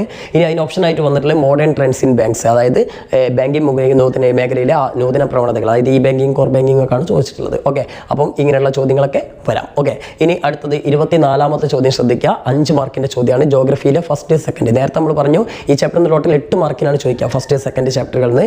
അപ്പോൾ 3 മാർക്കിൻ്റെ ഒരു ക്വസ്റ്റ്യൻ നമ്മൾ നേരത്തെ ഡിസ്കസ് ചെയ്തു. ഇനി 5 മാർക്കിൻ്റെ ഒരു ക്വസ്റ്റ്യൻ, അങ്ങനെ 8 മാർക്കിനാണ് ചോദിക്കുക. ആ 5 മാർക്കിൻ്റെ ക്വസ്റ്റ്യൻ നമ്മൾ നേരത്തെ 3 മാർക്കിൻ്റെ പറഞ്ഞ ക്വസ്റ്റ്യൻസ് ഒക്കെ തന്നെ ചിലപ്പോൾ 5 മാർക്കിനും ചോദിക്കാം. ഇവിടെ ചോദിച്ചിട്ടുള്ളത് ഉത്തരായനും ദക്ഷിണായനും തമ്മിലുള്ള കുറിപ്പാണ്. ഓക്കെ, ബന്ധങ്ങൾ എഴുതാനാണ്. അപ്പോൾ നമുക്കറിയാം ഇത് സദേൺ ഹെമിസ്ഫിയറിലെ tropic of Capricorn tropic of ക്യാൻസറിലേക്ക്, അതായത് ദക്ഷിണായന രേഖയിൽ നിന്ന് ഉത്തരായന രേഖയിലേക്ക് പോകുന്നതാണ് ഉത്തരായനം. അതേപോലെ അത് ഡിസംബർ 22 മുതൽ പിന്നെ ജൂൺ 21 വരെയാണ്. അതേപോലെ തന്നെ 6 മാസമാണ് കാലയളവ്. ആ സമയത്ത് നോർത്തേൺ ഹെമിസ്ഫിയറിൽ, അതായത് ഉത്തരാർദ്ധഗോളത്തിൽ ചൂട് കൂടി വരും, പകലിന് ദൈർഘ്യം കൂടും. ഈ കാര്യങ്ങളാണ് പറയേണ്ടത്. അതിൻ്റെ നേരെ ഓപ്പോസിറ്റാണ് ദക്ഷിണായനം. അത്ര എഴുതി വെച്ചാൽ മക്കൾ 5 മാർക്ക് ഉണ്ട്. നേരെ ഓപ്പോസിറ്റ് ആണെന്നല്ല എഴുതിയൊക്കെ ഉണ്ട്, ഇതേപോലെ എഴുതി വെക്കുക കേട്ടോ.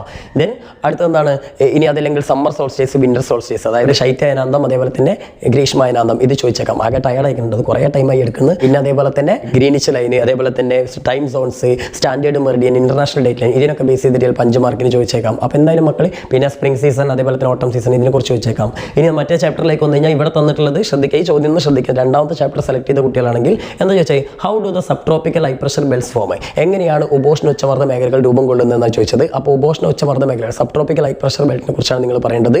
അതായത് 30 ഡിഗ്രി നോർത്ത് സൗത്തിലാണ് ലൊക്കേറ്റ് ചെയ്യുന്നത്. പിന്നെ ഇതിൻ്റെ ഉണ്ടല്ലോ നമ്മുടെ എർത്തിൻ്റെ റൊട്ടേഷൻ, അതായത് കൊറിയോളിസ് ഫോഴ്സ് കാരണം അവിടെ ഹൈ പ്രഷർ ക്രിയേറ്റ് ചെയ്യുന്നു എന്നുള്ള കാര്യങ്ങളൊക്കെ മെൻഷൻ ചെയ്യുക. അതിനുശേഷം നിങ്ങൾക്ക് ഒരു ചോദ്യം കൂടിയുണ്ട്, ചോദ്യം ശ്രദ്ധിക്കണം. Describe about the winds blown from these pressure belts in northern and southern hemisphere. ഉത്തരാർദ്ധഗോളത്തിലും ദക്ഷിണാർദ്ധഗോളത്തിലും നോർത്തിലും സൗത്തിലും ഈ പ്രഷർ ബെൽറ്റിൽ നിന്ന്, സബ് ട്രോപ്പിക്കൽ ഹൈ പ്രഷർ ബെൽറ്റിൽ നിന്ന് വീശുന്ന കാറ്റുകൾ ഏതൊക്കെയാണ്? നമുക്കറിയാം സബ് ട്രോപ്പിക്കൽ ഹൈ പ്രഷർ ബെൽറ്റിൽ നിന്ന്, അതായത് ഉപോഷ്ണ ഉച്ചമർദ്ദ മേഖലയിൽ നിന്ന് നമ്മുടെ ഇക്വേറ്ററിലേക്ക്, അതായത് ഇക്വേറ്റോറിയൽ ലോ പ്രഷർ ബെൽറ്റ് ഉണ്ട്, മധ്യരേഖ ന്യൂനമർദ്ദ മേഖല, അവിടേക്ക് വീശുന്ന കാറ്റുകളാണ് ട്രേഡ് വിൻസ്. അപ്പോൾ ട്രേഡ് വിൻസുകളെ കുറിച്ചും എഴുതണം. അതായത് 2 ടൈപ്പ് ഉണ്ടല്ലേ, നോർത്ത് ഈസ്റ്റ് ട്രേഡ് വിൻഡ് ഉണ്ട്, പിന്നെ സൗത്ത് വെസ്റ്റ് ഉണ്ട്, അതായത് വടക്കിഴക്ക് സൗത്ത് ഈസ്റ്റ് ഉണ്ട് അല്ലേ, അതായത് വടക്കിഴക്കൻ വാണിജ്യവാദം ഉണ്ട്, തെക്കിഴക്കൻ വാണിജ്യവാദം ഉണ്ട്, അതിനെക്കുറിച്ച് എഴുതണം. അതേപോലെ തന്നെ ഇതേ എന്താണ് ഗ്ലോബൽ ഈ പ്രഷർ ബെൽറ്റിൽ നിന്ന് തന്നെ, അതായത് നമ്മുടെ സബ് ട്രോപ്പിക്കൽ ഹൈ പ്രഷർ ബെൽറ്റിൽ നിന്ന് എന്താ പറയുക സബ്പോളാർ ലോ പ്രഷർ ബെൽറ്റിലേക്ക്, അതായത് ഉപദ്രവീയ ന്യൂനമർദ്ദ മേഖലകളിലേക്ക് വീശുന്ന കാറ്റാണ് വെസ്റ്റേർലീസ്, അതായത് പശ്ചിമവാദങ്ങൾ, അതിനെക്കുറിച്ചും എഴുതണം. കാരണം അത്ര എഴുതി കഴിഞ്ഞാൽ നിങ്ങൾക്ക് 5 മാർക്ക് കിട്ടും. അപ്പോൾ എന്തായാലും ഇനി ഇതില്ലെങ്കിൽ നിങ്ങൾക്ക് ചിലപ്പം ഗ്ലോബൽ പ്രഷർ ബെൽറ്റുകളെ മാത്രം ചോദിച്ചേക്കാം, അല്ലെങ്കിൽ ഈ പറഞ്ഞ പ്ലാനറ്ററി വിൻഡുകൾ ആഗോളവാദങ്ങളെ കുറിച്ച് മാത്രം ചോദിച്ചേക്കാം, ലോക്കൽ വിൻസുകളെ കുറിച്ച് ചോദിച്ചേക്കാം, അല്ലെങ്കിൽ മൺസൂണിനെ കുറിച്ച് ചോദിച്ചേക്കാം, ഏതെങ്കിലും കടൽക്കാറ്റും കരക്കാറ്റും ചോദിച്ചേക്കാം. എന്തായാലും 5 മാർക്കിന് നിങ്ങൾക്ക് ഇങ്ങനെയുള്ള ചോദ്യം ഈ ചാപ്റ്ററിൽ നിന്ന് വരും. ഇനി അടുത്ത് പിന്നെ എല്ലാവരോടും പറയേണ്ട ആവശ്യമൊന്നുമില്ല, നമുക്ക് എല്ലാവർക്കും അറിയാം എന്താണ് 25ാമത്തെ ചോദ്യം എന്ന് പറഞ്ഞാൽ നമ്മുടെ 1ാമത്തെ ചാപ്റ്ററിൽ നിന്ന് 2ാമത്തെ ചാപ്റ്ററിൽ നിന്നുള്ള 6 മാർക്കിൻ്റെ എസ്സേ ക്വസ്റ്റ്യൻസ് ആണ്. അപ്പോൾ എല്ലാവരും ആകാംക്ഷയോടെ കാത്തിരിക്കുന്ന പ്രഡിക്ഷൻ ക്വസ്റ്റ്യൻസ് ആണ് അല്ലേ. ഇവിടെ ഏതായാലും ഞാൻ റഷ്യൻ റവല്യൂഷൻ ആണ് ഇട്ടത്. റഷ്യൻ റവല്യൂഷൻ തന്നെ വരുമെന്ന് ഞാൻ ഉറപ്പൊന്നും പറയുന്നില്ല. ചിലപ്പോൾ അത് അമേരിക്കൻ ആവാം, അല്ലെങ്കിൽ ഫ്രഞ്ച് ആവാം, ചിലപ്പോൾ റയർ ചാൻസിന് ചൈനീസും വന്നേക്കാം. ഓക്കെ, അപ്പോൾ എന്തായാലും നിങ്ങൾ എന്ത് ചെയ്യണം, 5 റവല്യൂഷൻ 5 റവല്യൂഷനും പഠിച്ചു വെച്ചാൽ സേഫായി. എന്നാലും നിങ്ങൾ ഒരിക്കലും വിടാൻ പാടില്ലാത്ത 3 റവല്യൂഷന് ഏതൊക്കെയാണ്? നമ്മുടെ റഷ്യൻ, അതേപോലെ തന്നെ ഫ്രഞ്ച്, അമേരിക്കൻ, ഇത് 3 നിങ്ങൾ എന്തായാലും വിടാതിരിക്കുക. കാരണം കൂടുതൽ ചാൻസ് ഈ 3 ഏതെങ്കിലും ഒന്നിനാണ്. ഓക്കെ, ഇനി 2ാമത്തെ ചാപ്റ്ററിലേക്ക് നമുക്കറിയാം. ഫസ്റ്റ് വേൾഡ് വാറിൻ്റെ റിസൾട്ട് ചോദിക്കാം, സെക്കൻഡ് വേൾഡ് വാറിൻ്റെ റീസൺസ് ചോദിക്കാം, ഫസ്റ്റ് വേൾഡ് വാറിൻ്റെ റീസൺസ് ചോദിക്കാം. ഇനി അതേപോലെ തന്നെ ഗ്ലോബലൈസേഷൻ, ഇതിൽ ഇവിടെ തന്നിട്ടുള്ള explain the features of globalisation and its impacts, ആഗോളവൽക്കരണത്തിൻ്റെ പ്രത്യേകതകളും അതിൻ്റെ ഇമ്പാക്ട്സ്, ലോകത്ത് അതുണ്ടാക്കിയുള്ള പ്രത്യേകതകളുമാണ് ചോദിച്ചിട്ടുള്ളത്. അപ്പോൾ നമുക്കറിയാം പ്രൈവറ്റൈസേഷൻ, ലിബറലൈസേഷൻ, ഉദാരവൽക്കരണം, സ്വകാര്യവൽക്കരണം എന്നൊക്കെ പറഞ്ഞിട്ടുള്ള കുറേ സാധനങ്ങൾ നമ്മൾ പഠിക്കുന്നുണ്ട്. പിന്നെ അതിൻ്റെ റിസൾട്ട്സുള്ള ചാപ്റ്ററിൻ്റെ ലാസ്റ്റ് പഠിക്കുന്നുണ്ട്, അത് ചോദിച്ചേക്കാം. അല്ലെങ്കിൽ ഫാസിസം, നാസിസം ചോദിച്ചേക്കാം. അപ്പോൾ എന്തായാലും മക്കൾ സെക്കൻഡ് ചാപ്റ്റർ പഠിക്കുന്നവർ ആ കാര്യങ്ങളൊക്കെ ഒന്ന് പഠിച്ചു വെക്കുക. അപ്പോൾ മക്കളെ, ഇതാണ് നിങ്ങളുടെ സോഷ്യൽ സയൻസ് ക്വസ്റ്റ്യൻ പേപ്പർ. 2.5 മണിക്കൂറിൻ്റെ ക്വസ്റ്റ്യൻ പേപ്പറാണ് നമ്മളിപ്പോൾ ഡിസ്കസ് ചെയ്തത്. ക്വസ്റ്റ്യൻ പേപ്പർ മാത്രമല്ല, എല്ലാ ചാപ്റ്ററിൽ നിന്നും വരാൻ സാധ്യതയുള്ള ക്വസ്റ്റ്യൻസ് ഞാൻ ഡിസ്കസ് ചെയ്തു. എനിക്ക് ഉറപ്പുണ്ട് ഇപ്പം ഞാനിതിൽ ഡിസ്കസ് ചെയ്ത് നിങ്ങളെന്ത് വിചാരിച്ചാൽ ഒരു പ്രാവശ്യം കൂടി വീഡിയോ കണ്ടിട്ട് ഒന്ന് വീഡിയോ എന്ത് ചെയ്യുക, ഡീറ്റെയിൽഡ് ആയിട്ട് ഒന്ന് വളരെ സൂക്ഷ്മതയോട് കൂടിയിട്ട് ഈ വീഡിയോ കാണുക. എന്നിട്ട് ഈ പറയുന്ന ക്വസ്റ്റ്യൻസ് ഒക്കെ ഞാൻ കുറേ എല്ലാ ചാപ്റ്ററിൻ്റെ ക്വസ്റ്റ്യൻസ് പ്രധാനപ്പെട്ട് പറഞ്ഞു തന്നിട്ടുണ്ട്. ഒന്ന് നിങ്ങൾ ടെക്സ്റ്റ് ബുക്ക് തുറന്നിട്ട് അതിൽ അടയാളപ്പെടുത്തലിൻ്റെ നോട്ട്ബുക്കിലേക്ക് എഴുതി കഴിഞ്ഞാൽ ഉറപ്പാണ് ഈ ചോദ്യങ്ങൾ നിങ്ങൾ പഠിച്ചു കഴിഞ്ഞാൽ തന്നെ നിങ്ങൾക്ക് A+ലേക്ക് എത്താൻ കഴിയുന്ന എനിക്ക് ഉറപ്പുണ്ട്. ഈ പറഞ്ഞ കാര്യങ്ങൾ പഠിച്ചാൽ മതി. എല്ലാം സോഷ്യൽ സയൻസിന് പിന്നെ നിങ്ങൾ വേറെ ഒന്നൊരു പ്രഡിക്ഷനും കാത്തിക്കേണ്ട ആവശ്യമില്ല. ഇത് കൃത്യമായിരിക്കും. ഇത് കൃത്യമായിട്ട് ഈ പറഞ്ഞ സാധനങ്ങൾ ഇങ്ങനെ ഓർഡറായിട്ട് പഠിച്ചു പോവുക. ക്വസ്റ്റ്യൻ്റെ പാറ്റേൺ കിട്ടിയല്ലോ, പാറ്റേൺ അറിയാൻ വേണ്ടിയിട്ടാണ് ഞാൻ ക്വസ്റ്റ്യൻ പേപ്പർ കാണിച്ചു തന്നിട്ട് പ്രഡിക്ഷൻ നടത്തിയത്. അപ്പോൾ എന്തായാലും നമുക്ക് കാര്യം മനസ്സിലായിട്ടുണ്ടാവും എന്ന് വിചാരിക്കുന്നു. എന്നാൽ പിന്നെ ഓൾ ദി ബെസ്റ്റ്.